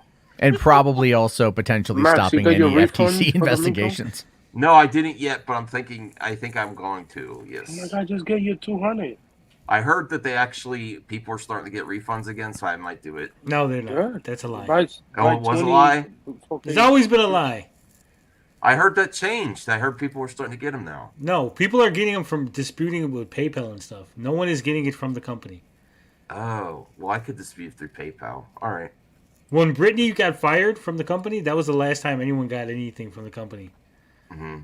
She was nice. I talked to her through email. Yeah. It's a shame. She was doing her job. Well, again, we'll see. But we'll talk about it with my review. It's almost over. It's almost over. This is definitely a nod to that. And at points, Matt, isn't this a review? This is not a review. If she starts talking about Kang, it's a review. It's a review. She's talking about visual effects. She's talking about every single aspect of the movie. Yeah, because she does that. She skirts around what they allow you to say, and she's probably breaking embargo in a couple ways, but they don't care. No, they don't. It says early reviews. Yeah, I know. That's so. I told people at the beginning of the show when YouTubers put "not a review" in the title, it still shows up in a review as the search. It's a trick. Not a review. So she puts reaction, and then she definitely wants early reviews in there because it's going to show up as a review, and it is a review. This is stupid. Yeah, but you're like Matt said, no one cares. This is the pre-show review. She basically you could tell how she likes them. She's not overly impressed with this movie. I felt in the first half of this movie, the quantum realm was really well realized, and I actually did kind of like it then. However, MODOK, Marvel will never live this down. Never. Oh, this is a review. This is a review. I said it. If he starts talking about Kang or MODOK, it's a review. Is that really how MODOK looks in this movie? Yes. It looks comic accurate. I mean, to an extent, but I think people wanted to see what the hell is that? because people wanted MODOK to have his face like how it's in the comics, like it's crashed and messed up and a little bit. Which they should have if they wanted to. What do you think of this, Matt? Does this look bad? No, it doesn't look bad. I mean, Doesn't look good. People don't. Well, we haven't seen it in action, to be honest with you. So it's that whole idea. Some things are not easily adaptable, and I think people really need to remember MODOK that. is not adaptable. Yeah, some things are. Yeah, it's like how do you? It's like Tom Bombadil in the Lord of the Rings. In the book, you're like it's just a guy, right? It's a guy. He's a character. He sings a lot. He's a fan favorite character, but he doesn't necessarily add anything to the movie because they're condensing it down, and it would be very weird to bring in this random singing guy for a little bit. You know, I mean, look at even like in Harry Potter, you have Peeves. Peeves is a ghost people like in the book, but he doesn't even make an appearance in the movies. He's got minor parts in the books, but like not enough to where it would be worthwhile to put him in the film. They actually shot scenes with him, but they chose not to include it in the movie. I still think in the first movie when we see the fat monk come through the floor, that's basically Peeves. That's the way I view it. It's like that's what the he's in the new Harry Potter game, so you'll be happy. Is he? about that. Yes. Motherfucker! All right. I just what played it. do you think of this? Now I got to get the game. I've always been a fan of and Nearly Headless Nick is in there as well. No, not the deluxe edition. Well, I got the deluxe edition. Yeah, what do you think of this MODOK? I mean, it doesn't look great. However, if you compare this to what he looks like in the comics, he's much more prettier. So I don't know. I have to see how it is in the context. I think it would look worse if it wasn't a human looking head. It was cartoony looking. I think it would be. You think it would look better if it was cartoony looking? No, I said I think that would look worse. Oh, okay, yeah, that's what I was saying. So, and I guess I kind of see what she was talking about when she said like this looks like Spy Kids, because I'm getting some Shark Boy and Lava Girl vibes a little bit with the face and the CGI. I don't know. As I said, See, me personally, I think MODOK is like a character that's like I don't know if you necessarily need MODOK in live action. I don't know. I wouldn't need it. Oh, you know they'll challenge that. And, ever since the talking raccoon and the talking tree, they're like, we can do anything. Yeah. So I don't know. Well, perhaps MODOK under a different director. I mean, like Peyton Reed is not he's a good director. But that's kind of the thing. Is like I feel like he's building up to that kind of effect. You know what I mean? Mm-hmm. Like his work on The Mandalorian was good because it was condensed. We're talking 20-30 minutes. And he had like, a lot of stuff there. And then here, I don't know. I mean, I'm going to see the movie. What is it? Drop in like 10 days. Mm-hmm. Yeah. Yeah. I mean, yeah, Peyton Reed's he's a mid director. Like he gets the job done. I would say that like, as far as his style and taking risks, he doesn't really do it that much. So well, she saw the movie, Dr. Hockey. She's saying that's it. She's throwing this screenshot. So I don't even know if they showed this in the trailer. Did they show this in the trailer? Yes, they did. Yeah, those are both from the trailer, Max. Okay. From the trailer, yeah. And that's from the other one with the short face from a TV ad. The internet will have a field day. And I think, speaking of questions, a huge question coming out of this movie is, how did this get to release? How did they look at this and say, I think it's ready? Press render. I'd be like, it reminds me of how like the internet had to prove they could do a better Luke Skywalker. Somebody has to be able to do a better MODOK. How this isn't the temp. Now is he talking about how he looks or how he's depicted? Probably how he looks. Well, because she's saying the Luke Skywalker situation, someone did a better Luke Skywalker than Lucasfilm. But so I think she's saying the look of MODOK. Okay. Someone from the community should be able to do a better looking, which is possible. So they're saying prepare for Mr. Electric from Shark Boy and Lava Girl. Is that what you're saying? Yeah. Okay. But they did hire the guy. Maybe they thought it was funny, but it just doesn't work. You're like, really? All right, so sixth question. How is Jonathan Majors? Do we have the next great Marvel villain? This is a review. Well, no. Listen what she's going to do at the end. I can't tell you. Oh, fake out! I can't answer it. She got you. Yep, she got me. Gosh Yeah, darn it. so she's acting like she didn't review the whole thing the whole time. I can't tell you this isn't actually a review, but it is. It is a review. This is pretty much. This isn't gonna fly with the That's the general only audience thing. doesn't The read comics, only bro. thing she didn't really talk about was how much she liked Kang. The only thing. Everything else she talked about. Just yet, you'll have to wait for my review because again, this is the business discussion. I wanted to address that in this video, but I don't think that I can without being reviewing. All right, so be sure to come back on February 14th to find out what I personally think of the movie. Sometimes I love some clunkers, and sometimes I don't agree with the movie that everybody loves. So you don't know what I'm gonna say. Say what you think I'm going to say down below. And then, of course, when the movie opens, spoiler coverage. Not just a spoiler review, but videos talking about those 2 end credit scenes. Oh boy! That's when Marvel shines. When they toss a rock into the future. And I think that they really do here. And I really like the end credit scenes. Even the ridiculous one. It really gives us something to chew on. I love it. All right, so share your thoughts right now down below. Okay. It sounds like she didn't like the movie and she's gonna give a negative review. That's what I think she's gonna say the movie's a gosh darn mess, but there's some fun to be had here and there. Yeah. Kang is awesome. That's what I think she's gonna say. Oh boy, Degrassi says the voice, both MODOK and Grace, like Judge Doom at the end of Roger Rabbit. So was that a review, Matt?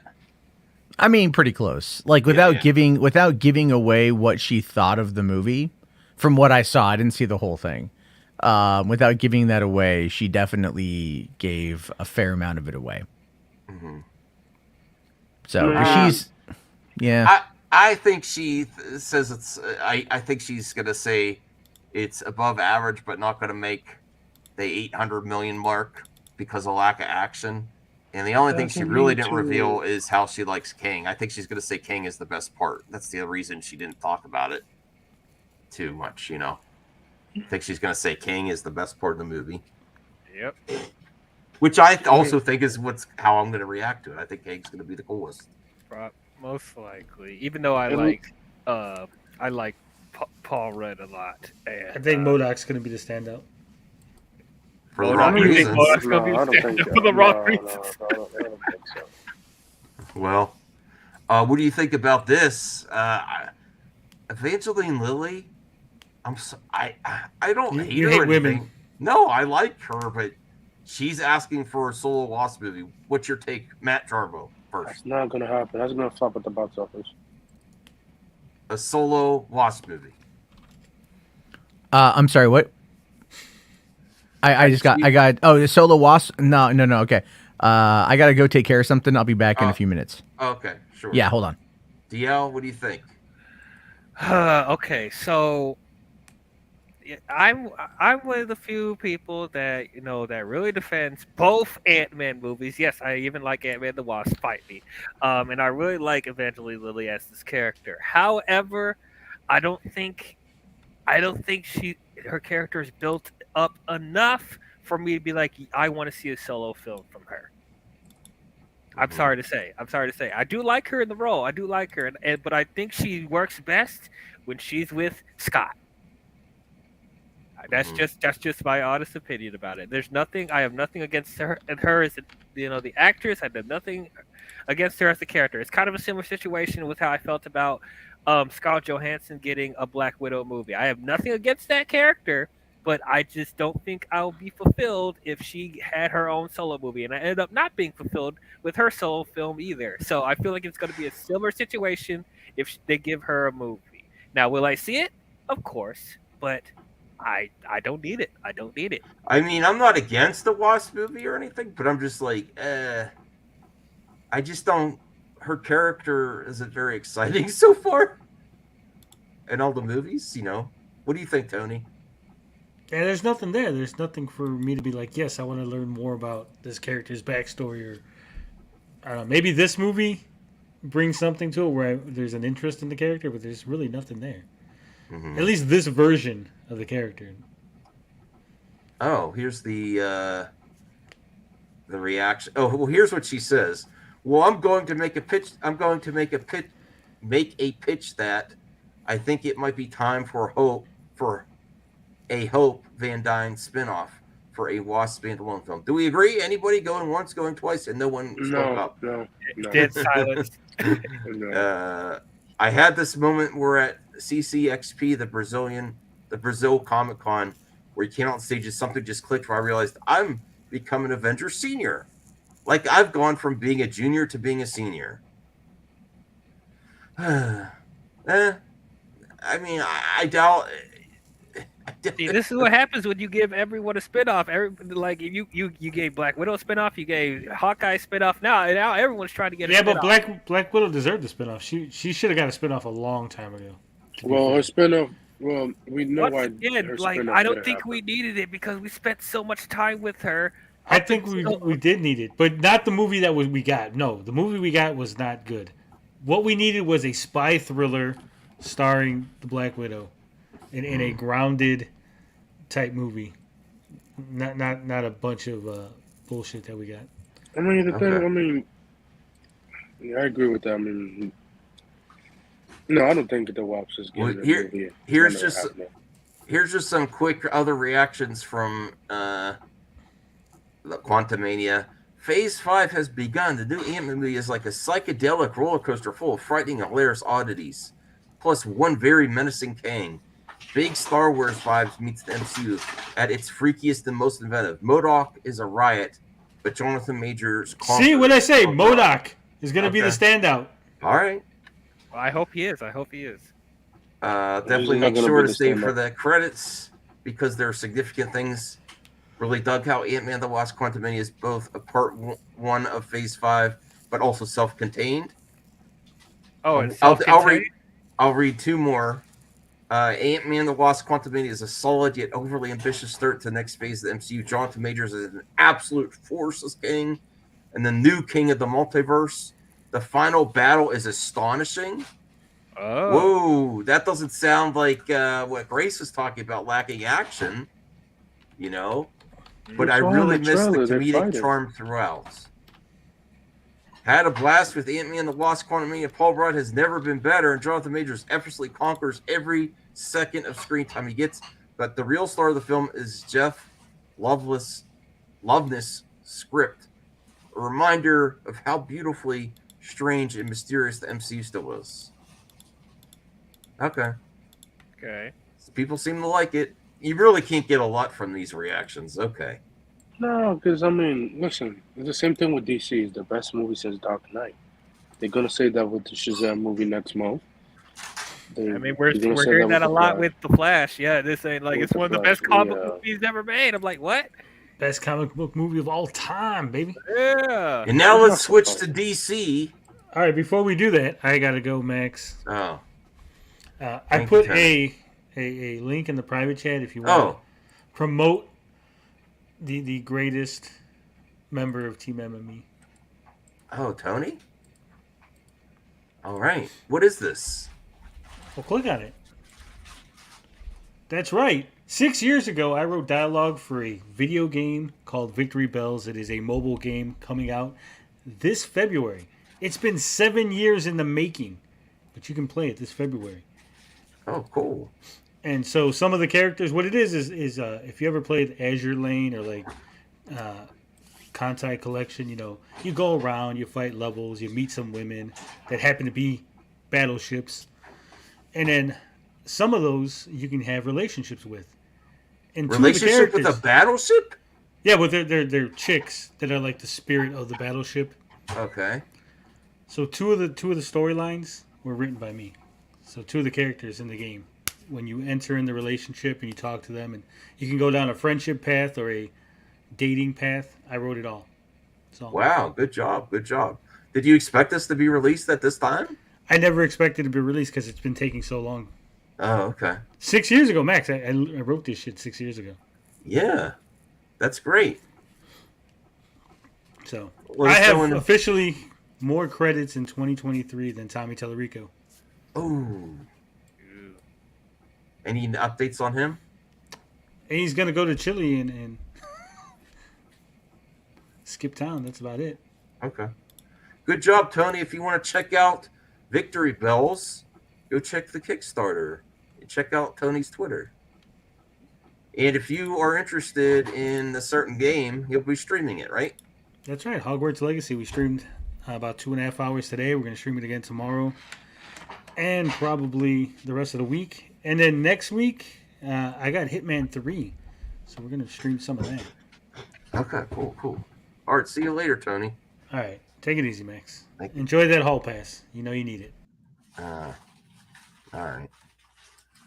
You didn't need to leave like that, but well, now switching gears to DC, Marvel to DC, where Marvel is, it's very exciting about their cool post-credit sequences.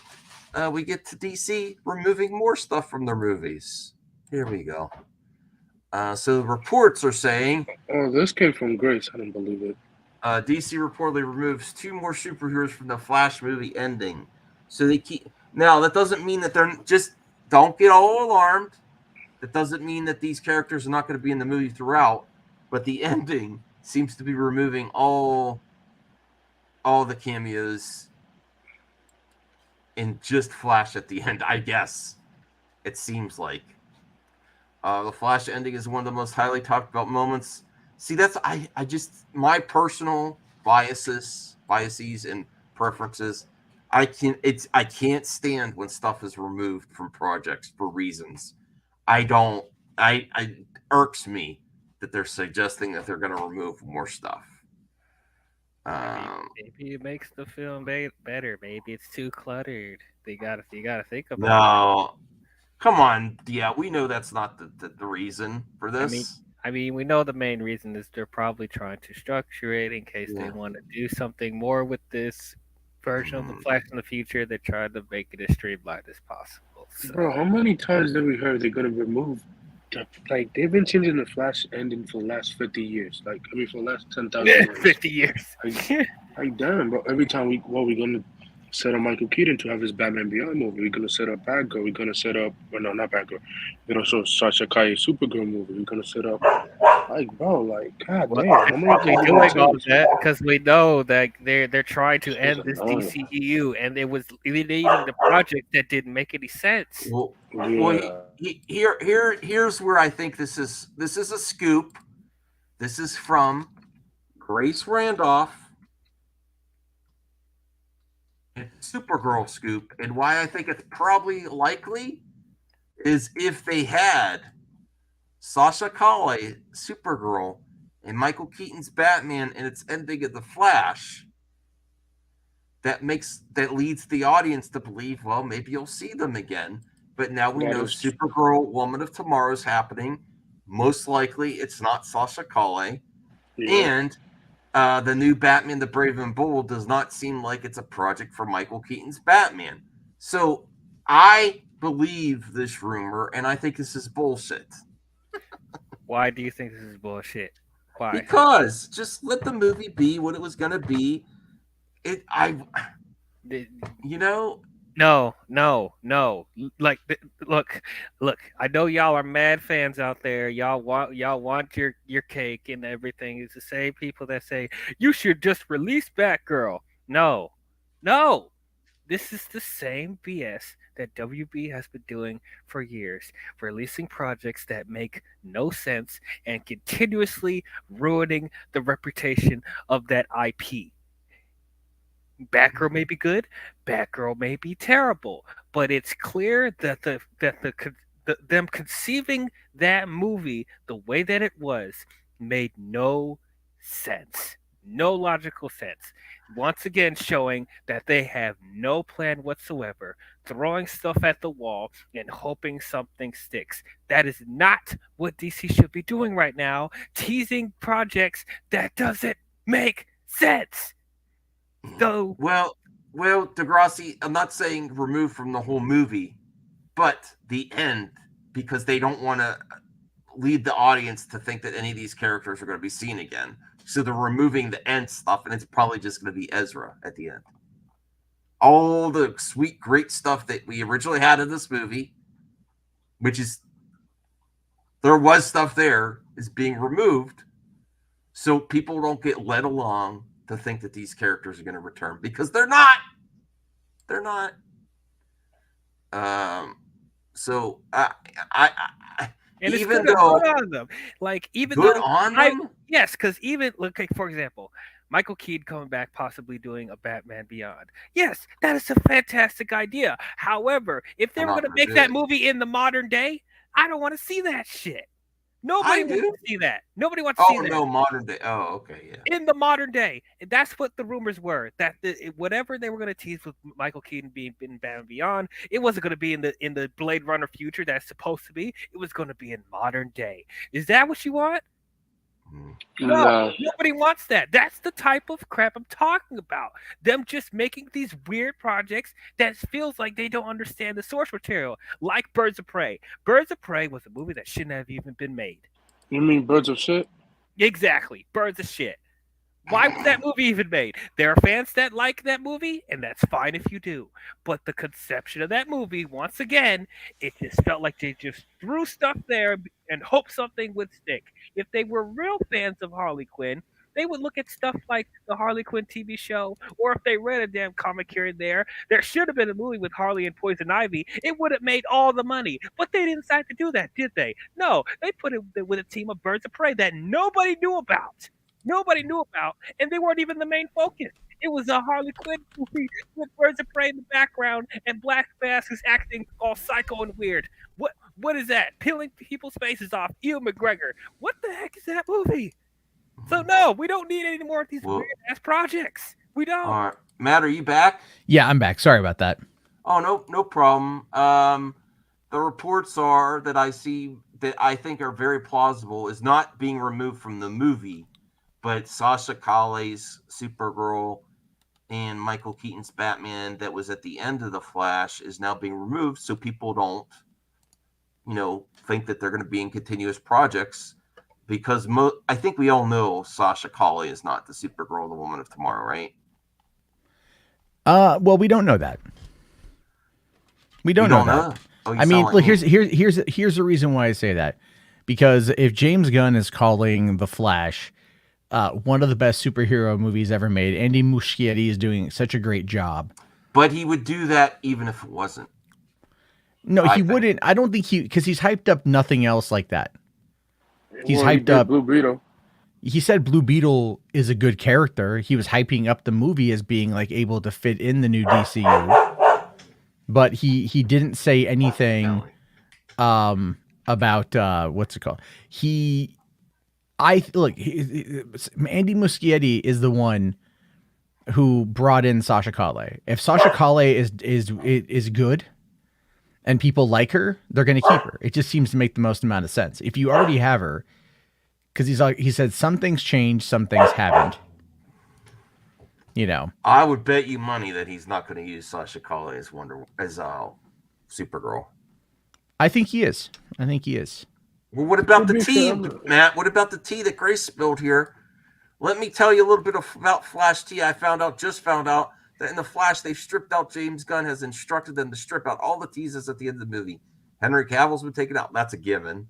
Gal's been taken out. Sasha Calle's been taken out. So that's why I think they're going with a very different Supergirl. I also heard that Michael Keaton was taken out at the end as well. So they're all out. Keaton, I get. Yeah, but Grace doesn't know anything on this one, dude. Okay. I mean, do you really think at this point it's in her? I mean, look, she'll say shit. Because she is probably hopeful she'll say something that James Gunn, will come out and make a comment on, or whatever. I don't know. Was she should she really be, getting in on that shit? It's just stupid for her to do. Well, Humberto Gonzalez is true, actually. No, I don't believe that guy. That guy's a piece of shit. No. Okay, I believe it. Well, I'm not telling you what to believe. I'd be shocked if they're still there at the ending. We will find out in the Super Bowl trailer.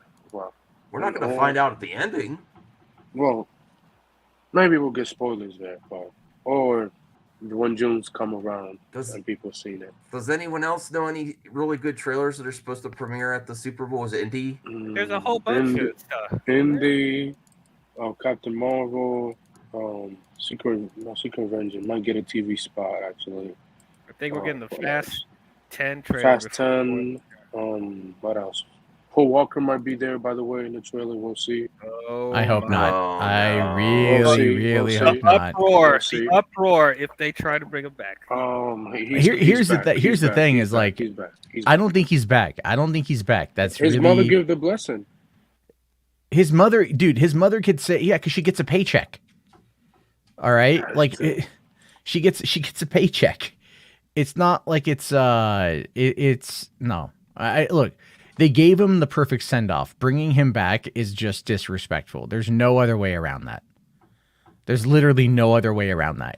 That's what it is. What if his brother's playing him? Because his brother looked the same as him. They look all the same. His brother has the same body build back in 2014 when they needed to go in and do it. And it worked in 2015. Sure, that was 8 years ago. But at the same time, it's just, no, it's... I think look, Vin Diesel. We're talking about Vin Diesel. He got the power. Just saying. He's got the power, but like, would Vin Diesel want to anger the fan base that much? Because that's effectively what it would be. Well, he's already angered the fans with F9, so does he really care? Well, I haven't seen F9, so I need to. HBO. I don't have HBO anymore. Damn. Like, yeah, I had to I'm having to scale back. I'm even getting rid of Hulu, actually. I understand. You got the Disney bundle. Oh, my StreamYard bill came in and I forgot. Oh boy. How much? $100? Year StreamYard. Holy shit. 426, right? No. Oh, you just do the 720p? No, it was more. Because I pay for 10 members. It's 750. Oh, Jesus, dude. You get that money back, right? Like, you are given, people who are channel members at least do something to pay you something, helps right? with that. Yeah. I'd hope so. Yeah. That's the StreamYard program is very good. I'm happy to continue it, but that's why I push membership so much, is because it helps support other content creators too. Yes, yes, there's a Fast and Furious fandom. What the hell was that question? But that came on my credit card, and I didn't know I had auto renewal signed up on that. I was like, shit. That came over the weekend. I was like, damn. Oh yeah, no, mine hits in August, and that's painful when that hits. I think it's I use it a lot though. So I use it every day. So for me, it's understandable. But at the same time, I might downgrade to 720p for next year, only because I at the end of the month, because I stream so much, I breeze through data, right? Because it's like a couple gigs every single day, and it just adds up and adds up and adds up, and ultimately, every month I get yelled at by Xfinity. You're about ready to cross over your data usage. Yes, Senior Nerd, for a year's worth of the stream. I mean, all of us on Team MME really do use the program though, so we get our use out of it. It's not like I use OBS or anything else. It helps connect a lot of it's a program. That's why I say Team MME. If you're on the team, I think you're helping the community. And even Sean said, should I post this next live stream on your channel too? I was like, whatever you feel. He's like, I don't want to hurt your algorithm because sometimes it's a different topic. It's not about Marvel DC. Not a lot of people watch. I'm like, I don't care about that. Whatever you want, just use the StreamYard. Just if people use the StreamYard, I'm happy. Yeah. Okay, so this next topic is AMC, bro, they going bankrupt and they trying anything to stay involved. Here's the thing that was good that happened over the weekend about variable ticket prices is that new one about Tom Brady, that movie with 80 for Brady or whatever. The 80 for Brady. They actually charge matinee prices for all showings. That is a good variable price, but to charge extra because you got the best seat in the theater is bullshit. Well, if you look at it though, if you look at it, they're also AMC stub members aren't having any surcharge. So it's a push to get people to go to AMC stubs, which makes sense. You know, it's like you pay 20. If you're on the thing, you don't get this. Yeah. Oh, okay. Oh, wow. I mean, that's what I was reading. I was reading it, and it said that that AMC stubs members, like the A-list stubs members, they don't have to worry about that. Not only that, it's not all day. It's only 2 showings a day. Is what this particular thing is. So it's only after 4 p.m. After 4 p.m., there's only 2 shows. You have your 7 p.m. I mean, well, there is sometimes a later 4 p.m. show. I guess you could maybe tackle in 3. But generally speaking, you have got, it might be the last 2 or 3 shows of the day. But the first couple, the matinee and the early showings, those are going to be open. And all things considered, a lot of theaters these days, a lot of the ancillary side seats, the ones that aren't the best views, they do go unopened or unsat. So like, why not charge less for that? Well, no, I agree with that part. It's just the part where I have concerns about is the theaters taking advantage of the good view seating and charging a premium over regular ticket prices. I do agree that the horrible seats should be less. Like that is not a good experience to sit in the front row. Well, I mean, look, AMC last year lost $700 million in the first 3 quarters of the year. They lost $1.27 billion in 2021 and $4.6 billion in 2020. Mm-hmm. So it's like they have to make sure the demand is high. And the thing is, like, yeah, Avatar will bring in the demand. All right, like Avatar will bring in the demand, but it's just like, how often is Avatar? You know, the Marvel movies will do that as well, but I mean, not as much as Avatar.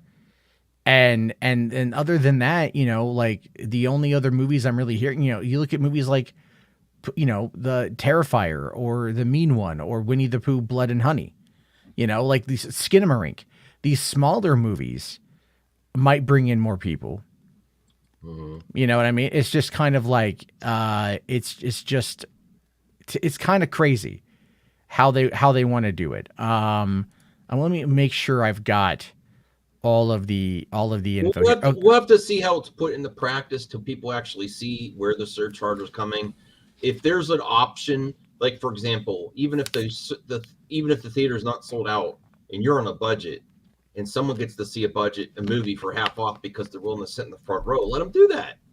And there's seats that never get taken. That's a I mean, win because on everyone's side. the idea there, yeah, is when you go see a packed theater and everyone pays the same price and not everyone gets access to viable seating, you know, I mean, sure, first come, first serve sort of thing, but those are often just empty ass seats, you know, like, I mean, I know, you know, people sit there, they will sit there, but I don't know why.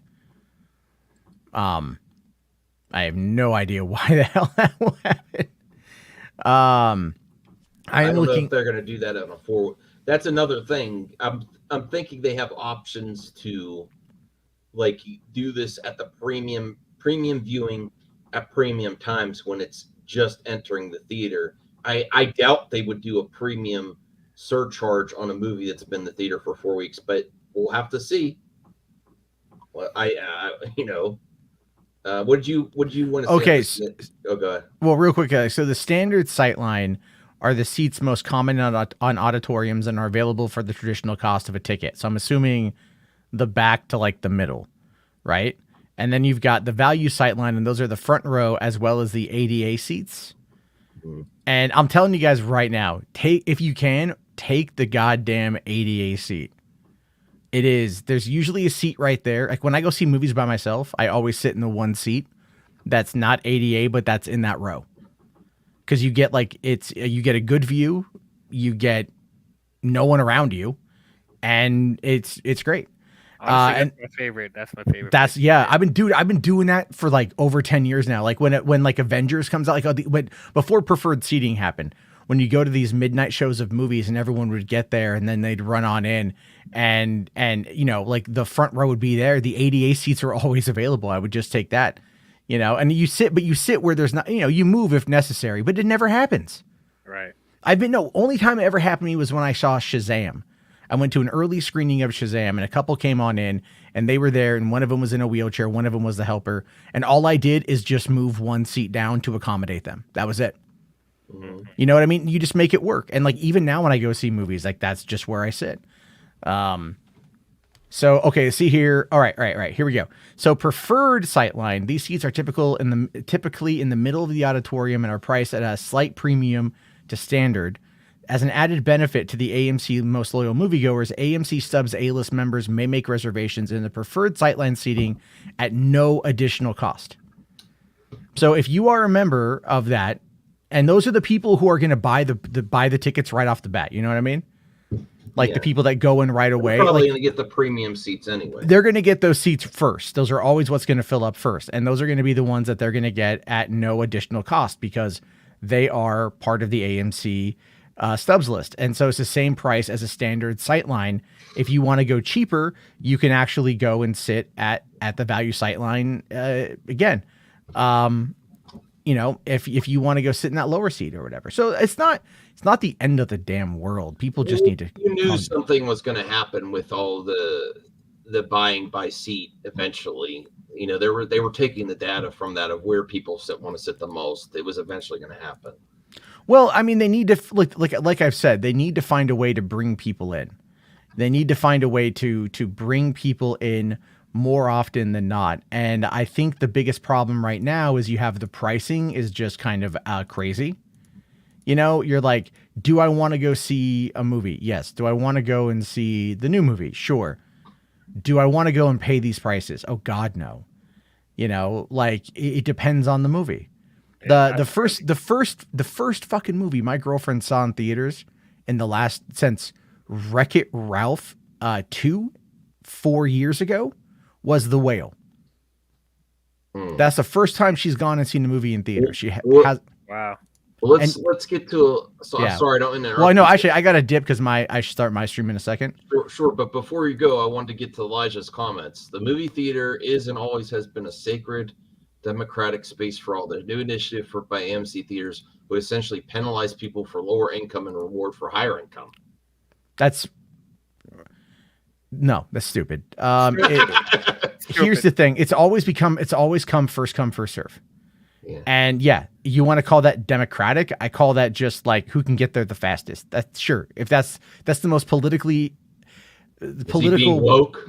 No, he's not being woke. He's not being woke at all. But it's just the notion of saying like, well, you know, it's first come, first serve. All right, this is still first come, first serve. Yeah. You can get the good if you are an A-list member, which a lot of people are. No, he's not 1,000% right. You guys are like completely wrong here. I spent 13 years working for movie theaters. All right. I know exactly what the whole democratic process is like, and fuck you guys on that shit. Do you have any idea what kind of problem that causes minimum wage employees? It causes a lot of problems. It's a lot of problems. So fuck you. Pay more or get there early or become a member. I don't care. That's the truth of it. All right. That's the truth of it. You know how many people get there late and expect to find a seat right in the front? A lot. Yeah. Those people, we live in a world now where people sit there and they have to go and they have to reserve their seating. No one's upset at that. No one's been upset at that. They might have complained about it. Oh, I don't want to reserve my seat. But now they get their tickets early. They know when they want to go see it. They plan their day around it. They still justify the entertainment.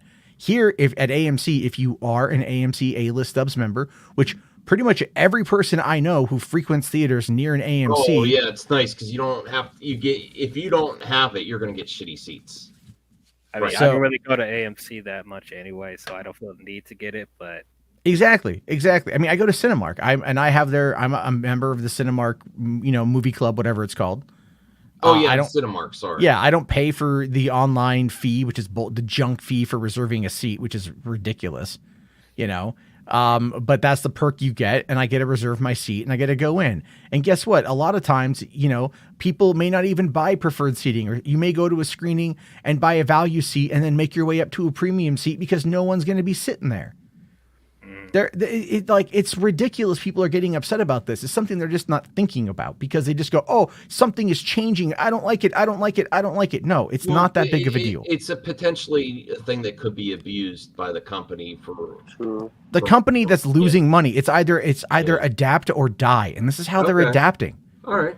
Now, but the other part of this too is that this particular seating situation doesn't impact $5 discount Tuesdays. Okay. So you could go on a Tuesday and all day is going to be There's still whatever. options. Yeah, there's options available. It's not the end of the world.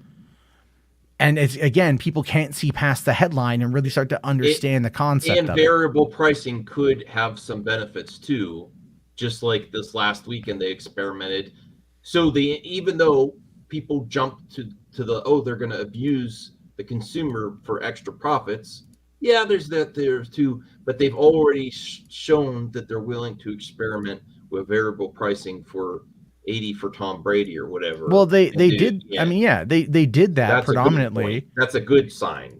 Well, they lowered and I do think they should lower. They should also add tier pricing. What I mean by that is, if a movie's out for 3 weeks, cut its ticket price in half. Oh yeah, and that'll help. That's another thing that could actually help people against what Elijah said. If they do something like that, that could help movies get longer legs at the theater and people that have lower income see movies. Exactly. That's the better way to go about it. But the thing is, though, is you have the monetary split, and that's the bigger problem. The bigger problem is what studios want the theaters to charge, what theaters actually charge, the cost of inflation when it comes to concessions. You have also the increase in minimum wage, which is going to eventually put the increase on ticket prices and concession. That's just always how it goes. There's always factors at play here. So again, as I like to keep saying, get mad at the actual system and not people reacting to it, because that's just, they have to. Anyway, I got to dip. I got to do my stream. Okay, sure. Yeah, again, it's an issue. I'm opinionated on it, but just go see more movies. How about that? Figure it out. Go see more movies. That's how you save theaters. There you go. All right, I'll see you. All right, bye. Okay, so we'll do some rapid fire topics here. And those stupid bots weren't here until Matt had me do an AI stream where we talked about AI for a while. I haven't seen those bots in years. I know. I'm like, and for some reason that clip out video is doing really good about the AI girls, for obvious reasons. It got banned on Twitch though. We have 62 people watching and only 34 likes. Help us get to 60, please. Help us get to 50 likes. I apologize. 50 likes. Okay. Yeah, I use that the AMC or the Cinemark. I use Cinemark, not AMC. The Cinemark plan, where you can order your tickets online, is something that's improved the movie-going experience, because you could just go in, you have your assigned seat, you're going to have a good seat for the theater, and you don't have to fight with people moving. Or did you ever go to a movie and you come back, you have a seat forever, and then you go back and someone takes your seat? Oh my God. This is actually something that's improved. I smacked the shit out of that person before. I know, but back in the day, I had that happen once or twice, where I had a seat and they actually moved my hoodie or something. I was really pissed. But I'm not going to get in a fight in the theater though. Hold on, I apologize. I'll be right back, because I'm just going to put Basil on his kennel and I'll be right back. It'll be a minute. Now put him to sleep. Come on, so, yeah. So, what y'all want to talk about? Come on, Chad. I want to talk about when Max come back.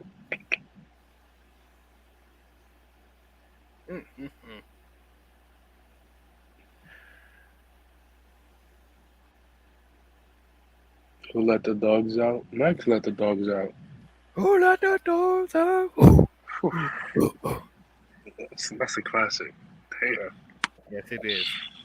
Let's talk about Cocaine Bear. Cocaine Bear released next week, I believe. Oh, it is. I actually might see that, because it just looks so absurd.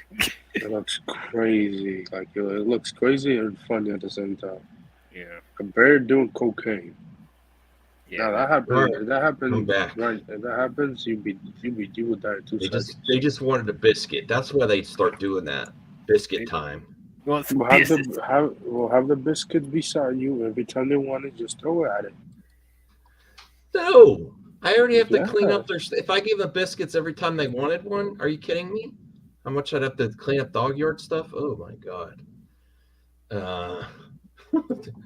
Okay, so let's go through some rapid fire topics real quick. Kingdom of the Planet of the Apes. Do you like the Planet of the Apes movies? I like the Matt Reeves ones. The Matt Reeves ones are a masterpiece after masterpieces of films. Well, they're going to. I think it's going to be a continuation off there. They hired this actress. I think I saw her somewhere. I don't remember what I saw her in. Is this the Agents of S.H.I.E.L.D.? Is it Agents of S.H.I.E.L.D.? Kingdom of the Planet of the Apes started filming way back in October. Oh, she was in Jurassic World Dominion. I did not notice her. It's oh gosh. Yeah. Well, hopefully she's better at this. Well, I'm still looking forward to the movie, but this doesn't excite me or have me any cause for concern. I mean, I'm looking forward to them continuing the Planet of the Apes movies. Though my concern is who's behind it. What's his name? Wes Ball, who did Maze Runner, which I thought the first one was fine. The 2 and 3 was less than fine, but not awful. So I don't know. I didn't think he would be the one to help the franchise, but we'll see what he does with it. I don't know. All right. Who here likes The Quiet Place? Oh yeah, Quiet Place, great. Quiet Place. I thought the other movie was a prequel. Day one, now filming. What other movie? The Quiet Place 2 was a prequel. It was a sequel and a prequel at the same time. Okay, well, this one, Day one, now filming. John Krasinski shares behind the scenes images. This is a prequel, I believe. Okay. So what? Before the?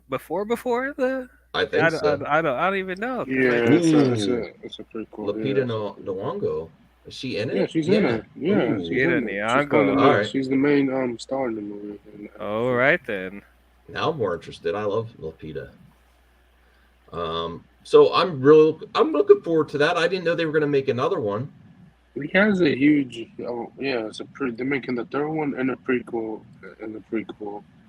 So yeah, he has a huge contract with the I think Universal thing they produced it. Yeah. So. Faulty Towers reboot with John Cleese and Camilla Cleese coming from. Is that his daughter or something? I don't know. That's I have never watched this in my life. Yeah, I don't know what that is.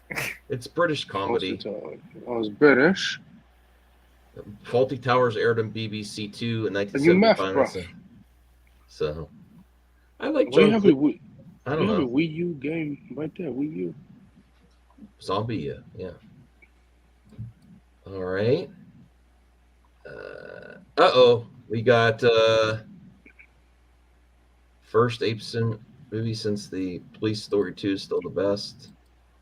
Okay, so Disney pre-merger. So Sylvester Stallone hints at his Super Bowl ad. Is it going to be Rambo? Cliffhanger. Oh. He's cliffhanging off a Stallone face. That looks good, actually. Imagine the statue of Stallone outside, like in the mountains. I don't know. I never really watched Cliffhanger. Should I go back and watch that one? I don't know. I didn't watch that one either. Yeah. That's one of the Stallone ones I knew was, oh, he's probably going to have his family in it because he's doing like the Kardashians with the Stallones. Did you know that? On Paramount Plus. Boy. Oh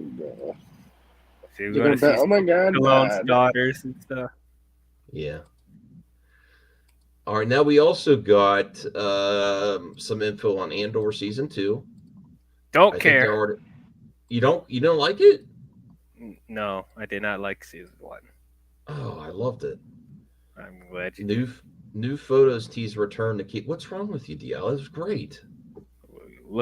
Check out my review on Andor on my channel, and that'll explain everything. But Andor is like the most boring character in history. I don't get why he got a TV yes, show. that's what. Yeah, exactly.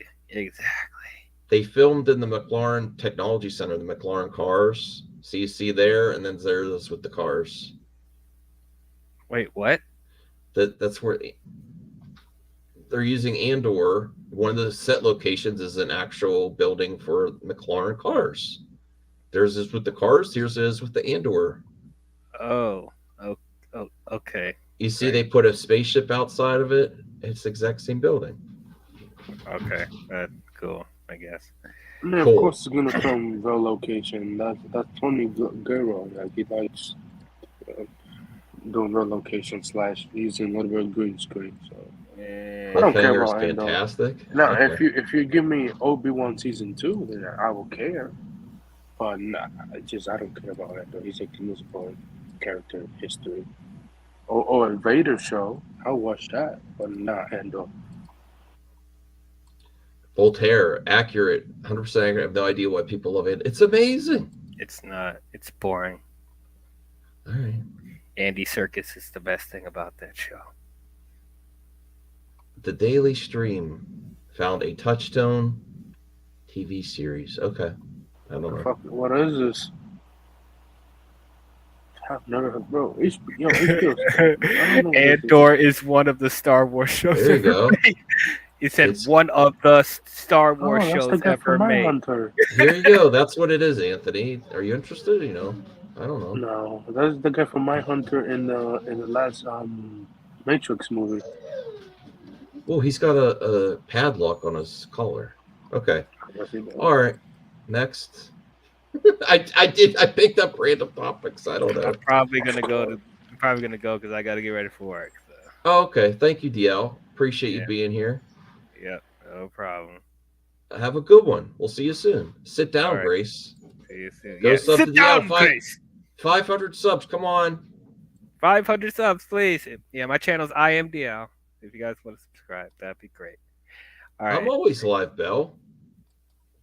Yes, thank you. He was 44 minutes late, but he was leaving like for 2 hours. Oh, and 60 come on, minutes. bro.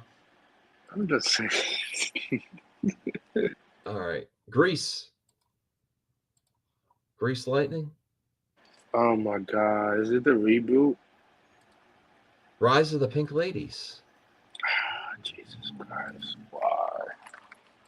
Just why? Is this the girl from Parks and Rec? I don't know who the...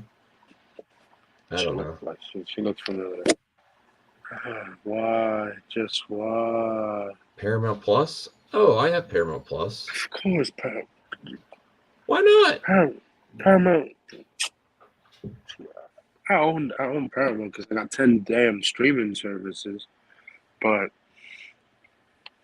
just leave it alone. Like leave it doesn't hurt you, Anthony. I mean, hey, listen. If you like it, go enjoy it. I don't get the point of this coming back. I'm okay with it. I don't care. Awesome pink ladies walking down. Look at that. It's cool. All right. IPs are for mining. Okay. Ben Affleck. Batfleck. The first, we're losing viewers, Anthony. Uh-oh. It's because Matt started. They're getting tired. It's almost 1 o'clock. Yeah, Ben Affleck's replacement first casting details teased by DC boss. An older Batman and a younger Superman. The Hollywood Reporter recently revealed that the younger Clark Kent actor who replaced 39-year-old Henry Cavill is expected to be around 25 years old. He was that age of man still. Yeah. I don't mind having a younger Batman. I mean, a younger Superman and an older Batman. Like it doesn't matter. Bruce will always be older than Batman no matter what. Than Superman. Not Batman. Damn. It's like, yeah, I don't mind that. I really don't mind it. Oh, be thank an you, older Voltaire. Batman. You're not. He's talking about the musical. Okay. Fair point. Fair point. Okay, so when he was talking to the Hollywood Reporter, he's working. He's reporting at the Daily Planet again. We're coming into a world where superheroes exist and have existed. Following up on thoughts suggesting this may mean the DC's Batman might be a couple years older than Superman. I think it's his Gunn responding. So that does that mean Batman might be a couple years older than Superman? Yes, it could be. But he's just Gunn just is vague. He doesn't. He's not really going to get. I mean, it makes sense. Like Batman. Well, he has a kid. Yeah, he has a kid. So Unless he be older. it isn't. Batman is actually Dick Grayson, and the kid is Bruce's kid. Then he doesn't have to be.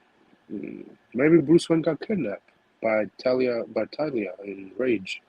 Mm-hmm. Who knows? I mean, come on, like, of course he has a kid already. Like, Damien's literally 14 years old. Well, my guess is gonna be 14 in the movie. So, of course. Star Wars announces Emilia Clarke's Kira origin story. Oh, and it's a the comic. book? A book. Oh, comic. That's great, but the Crimson Climb? Isn't she showing up Young in adult novel? the Landor show? I don't know if the Lando show's still happening. Listen, Danny Glover is doing. He's doing the trash ass Sony spinoff that he has. He finished Atlanta, and then he's doing a community movie too. So I hope that show happens. I want to see it. But if it doesn't, then damn. Well, I'm not against this or anything, but it just seems like really out of touch and past where people were thinking about Kira. Like, okay, I don't know. I'd love to see her origin in live action. Sure, why not? Yeah, in live action, but I don't know. The book really, like, come on, like, how many people will read this book? I mean, Star Wars fan will. I mean, maybe check it out. But, like, I don't think this. I would rather see a live action her origin. Maybe, like, yeah. Well, we'll see. We'll see. It'll be cool if Star Wars does like a Disney, like a Star Wars special on Disney Plus. I'd take that. That would be cool to see. Keanu Reeves' Constantine 2 reportedly canceled at Warner Brothers.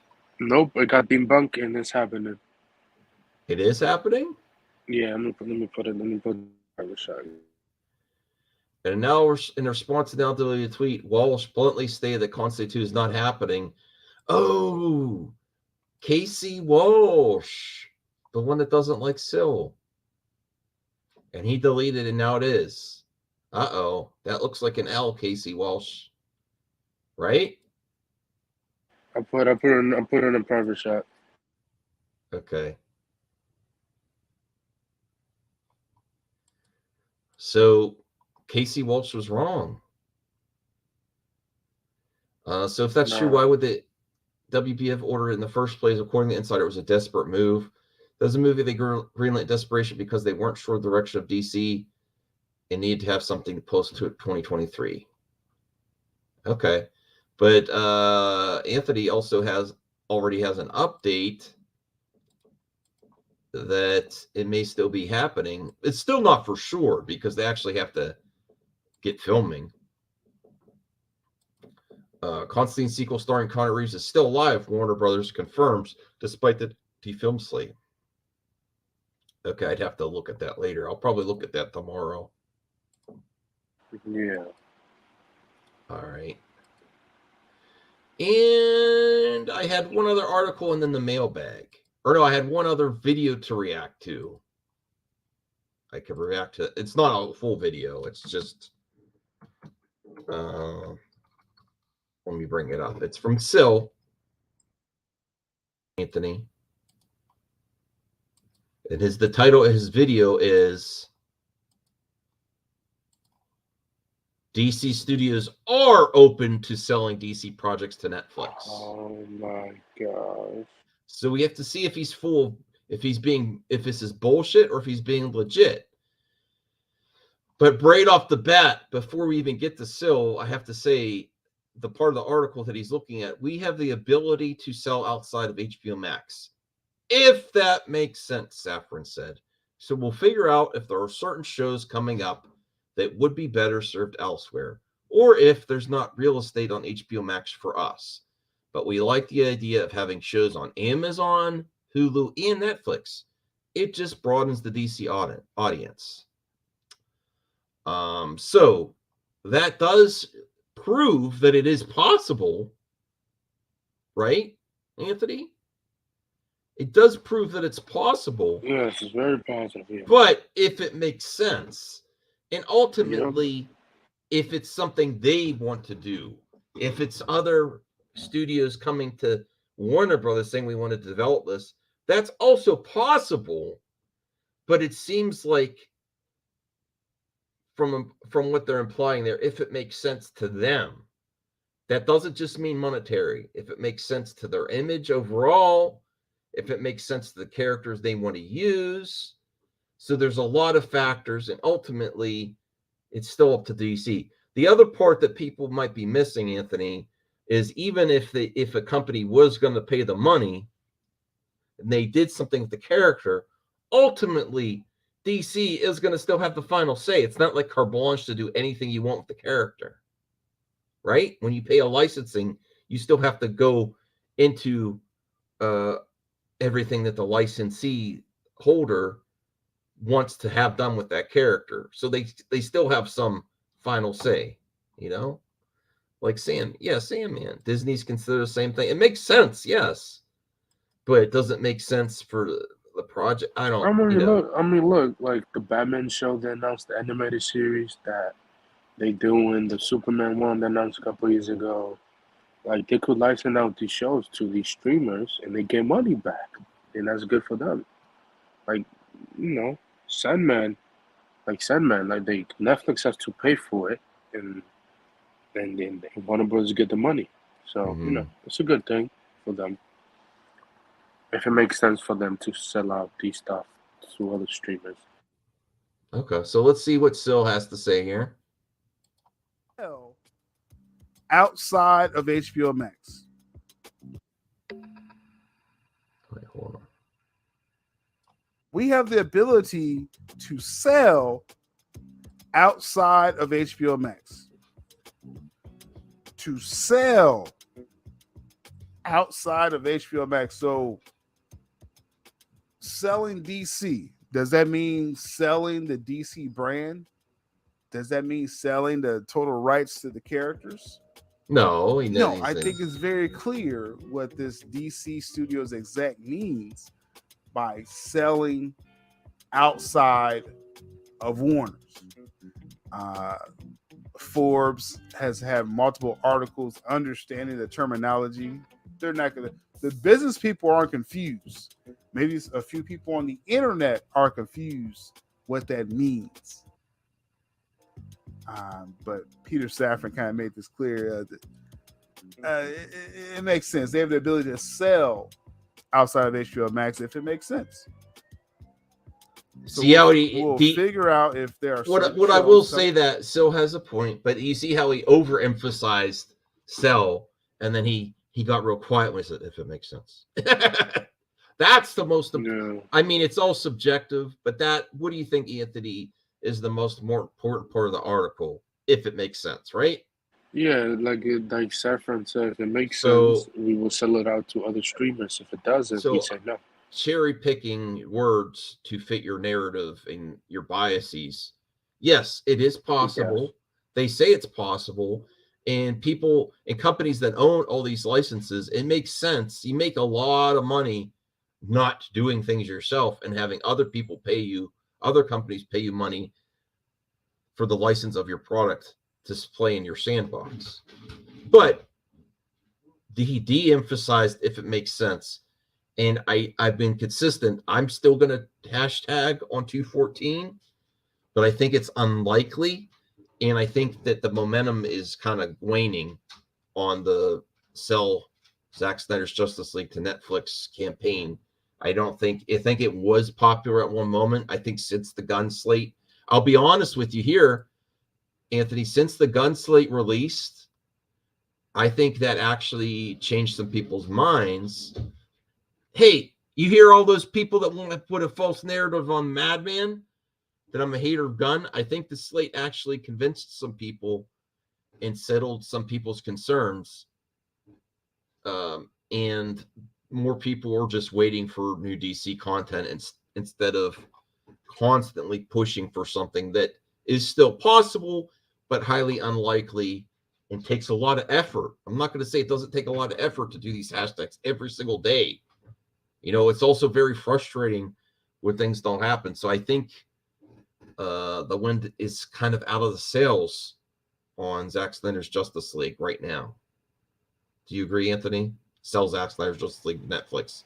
Even if it's still possible, the wind is out of its sails. It's not on people's minds like it was before. Yeah, before not the people's slate. minds after the Gun slate was released. Yeah, Like, I don't think about it. The Gunn slate changed things, and people aren't talking about this anymore. The amount of money WBD makes from DC licensing is enough for them to retain IP ownership.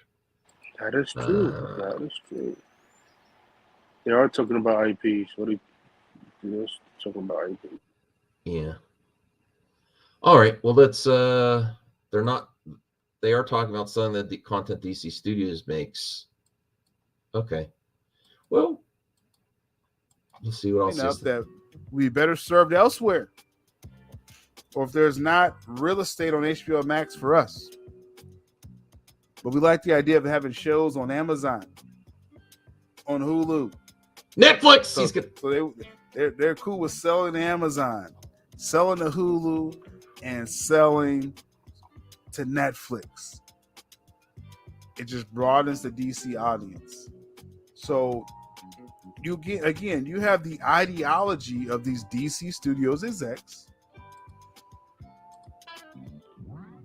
If there are certain ideas they feel, we're not going to really develop those here, they're open to selling the projects, to selling the I'm getting real to chill set with up this these music, ideas elsewhere, to Amazon, Hulu, and Netflix. And Netflix, though they have cut back. All right, I think we got enough. We know the takey's going, right? Anthony, are you still with me, brother? I don't know. Sorry, my Wi-Fi. Yeah, I mean, we get it. Like, they open to sell out their IPs and stuff like that to other streamers, which is good for them. They get money back from it. Mm-hmm. And that's more money to DC Studios. Oh boy, look at this mailbag tonight. Holy Jesus. Mass Vigilante, quote of the day 65. Sic vis pacem parabellum. If you want peace, prepare for war. As dew appears, as dew vanishes, such as my life, everything in this world is but a dream within another dream. Hey, Max, I hope you're doing fine tonight on your stream. And of course, talking about the anxious, annoying, entitled Karen herself, Grace Randolph. But overall, hearing the reactions of Antman 3 sounds pretty epic, and King is an absolute monster in this film. So I can't wait to see this movie, which is going to lead to bigger things in the MCU through Phase 5 and 6. So you guys can stop complaining about there's no lead up or build anything anymore, because it's called being patient, like a good little fanboy, and seeing the big crossover down the road and experience another hype moment for DC, for Marvel, unlike DC. I'm sorry. Well, yes, you got to tell that to people on Twitter, because people on Twitter are retards. I don't know, like, they don't, especially the comic book people on Twitter. They're like, oh, the MCU doesn't have a build-up. Literally in Loki season 1 finale, King told you what's going to happen to every time you kill him. There's an evil version of his character will show up, or a good version or evil version of his character will show up. So people need to stop doing that. Like, oh, there's no build-up. This it is. Have you watched Loki season 1? There's build-up. It's just not as in your face as the Infinity Saga. Yeah, I understand people complain, but like, there's a build-up to Kang and stuff like that. Loki season 1 the finale told you, it was literally Kang telling you what's going to happen to his character every time they show up. And I would take the letter R word. Easy, yes, thank you for that.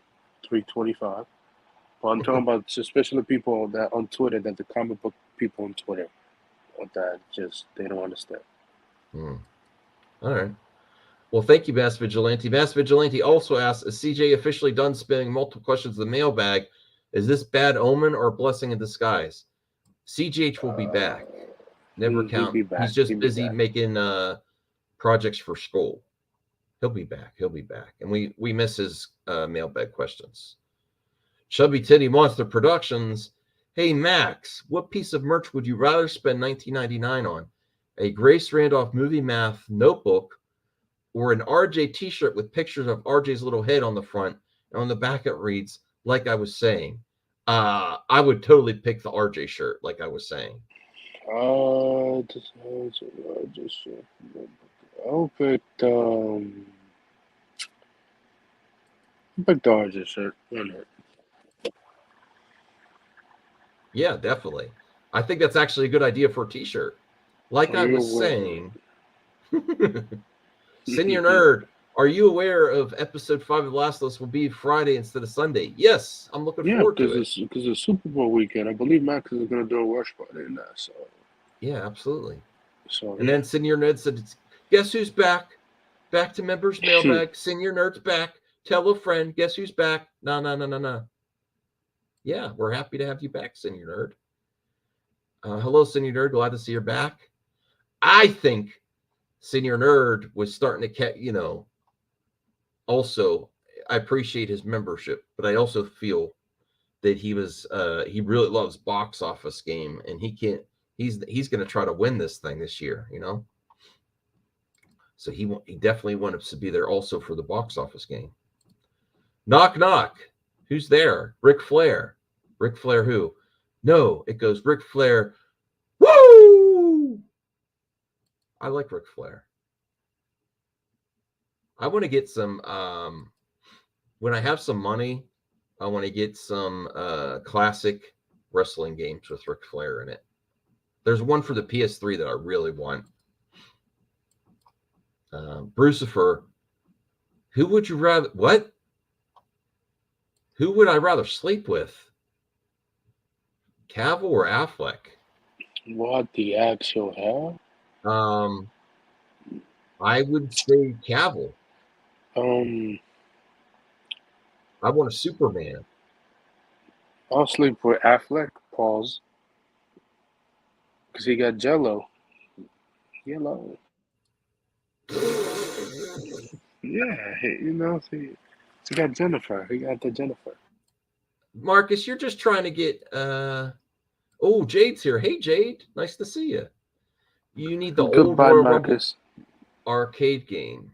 I have that on my modded Xbox. I gotta play that.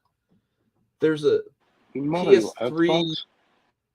I have original modded Xbox with arcade games and stuff on it. Which one? The original Xbox? The original. The original. The first Halo. Yeah. Oh, wow. They had the original Xbox back in the day was one of the best consoles to mod for emulation. But there's a PS3 game that I want that's All-Star Wrestling or WWE All-Star Wrestling, and it's like more arcade. And it has all the classic wrestlers too. And I'd open to the real Xbox one, right? Monkey Jeebus says Biden has corn for brains, cream corn for brains. I haven't been paying attention to him. Did he say something stupid today? I mean, every president says something stupid. It's not surprising. Yeah. I don't simp for any politician. I just don't. I just look at it online and be like, oh, okay, that's your opinion. Okay, good for you. Mass Vigilante says, hey, Max, in today's internet toxicity, which one is currently worse? The Last of Us series filled with grifters and bigotry, or the attacks failed boycott Hogwarts Legacy, J.K. Rowling controversy? That's a good question. Well, I would say the Hogwarts because people are actually succeeding in getting people fired. Yes. So even though I don't like the toxicity in the Last of Us commentary, overall, the Last of Us fandom? overall, it affects a very few amount of people. There's just the idiots yelling online. Like people love the show. The ratings are going up week to week, right, Anthony? So it doesn't really impact a lot of people, but everyone's got a take on this Hogwarts thing. So I do not stand by J.K. Rowling's commentary. I don't. But I think we got to be careful not going after people just because they want to play a video game and calling them certain things when that's not their words, it's someone else's words. But we covered that at the beginning. I think it's just idiots on both sides. Would you rather watch the Biden address at 1.25 speed or LeBron passing Kareem tonight? What?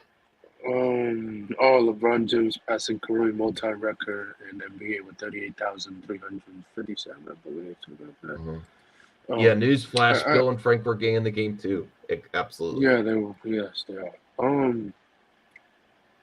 LeBron James passing Kareem tonight. Not the Biden. Jesus. At 1.25 speed isn't fast enough, Anthony Cheeseman. I think you got to put that at 1.75 to get through the Biden speech. The CGH Entertainment. If no one can hear in space, how do you know you spoke? Oh, I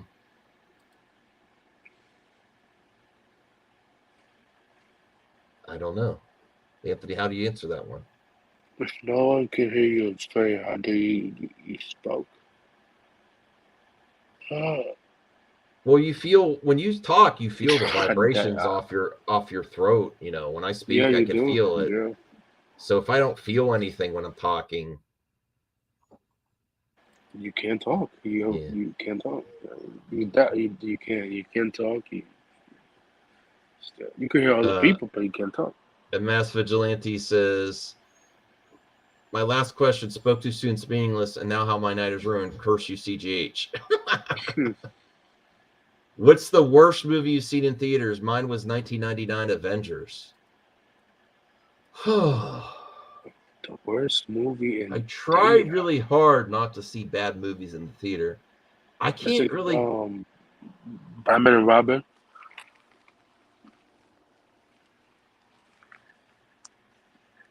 The one that I remember being so upset at after the theater was The Last Jedi.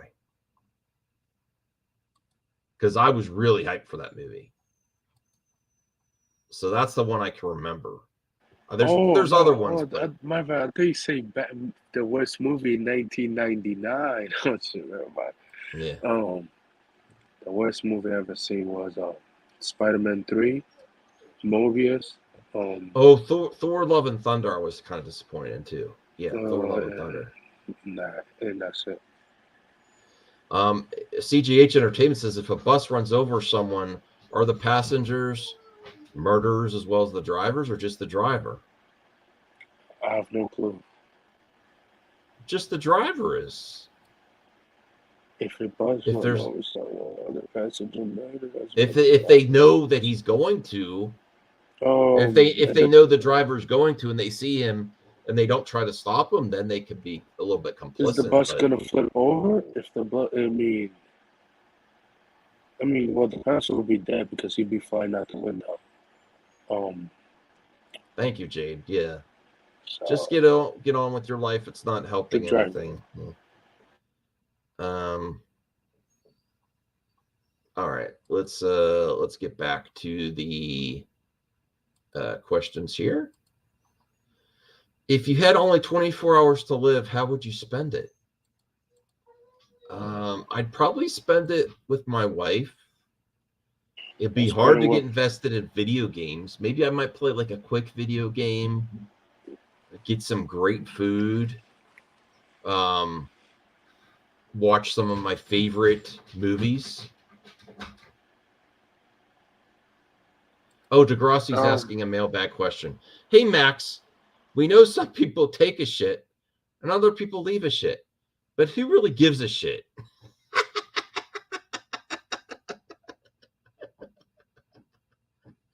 That's funny, Degrassi.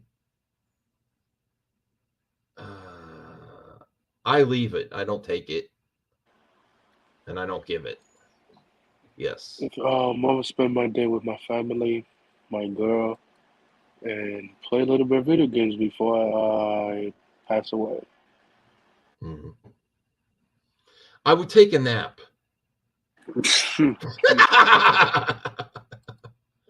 All right.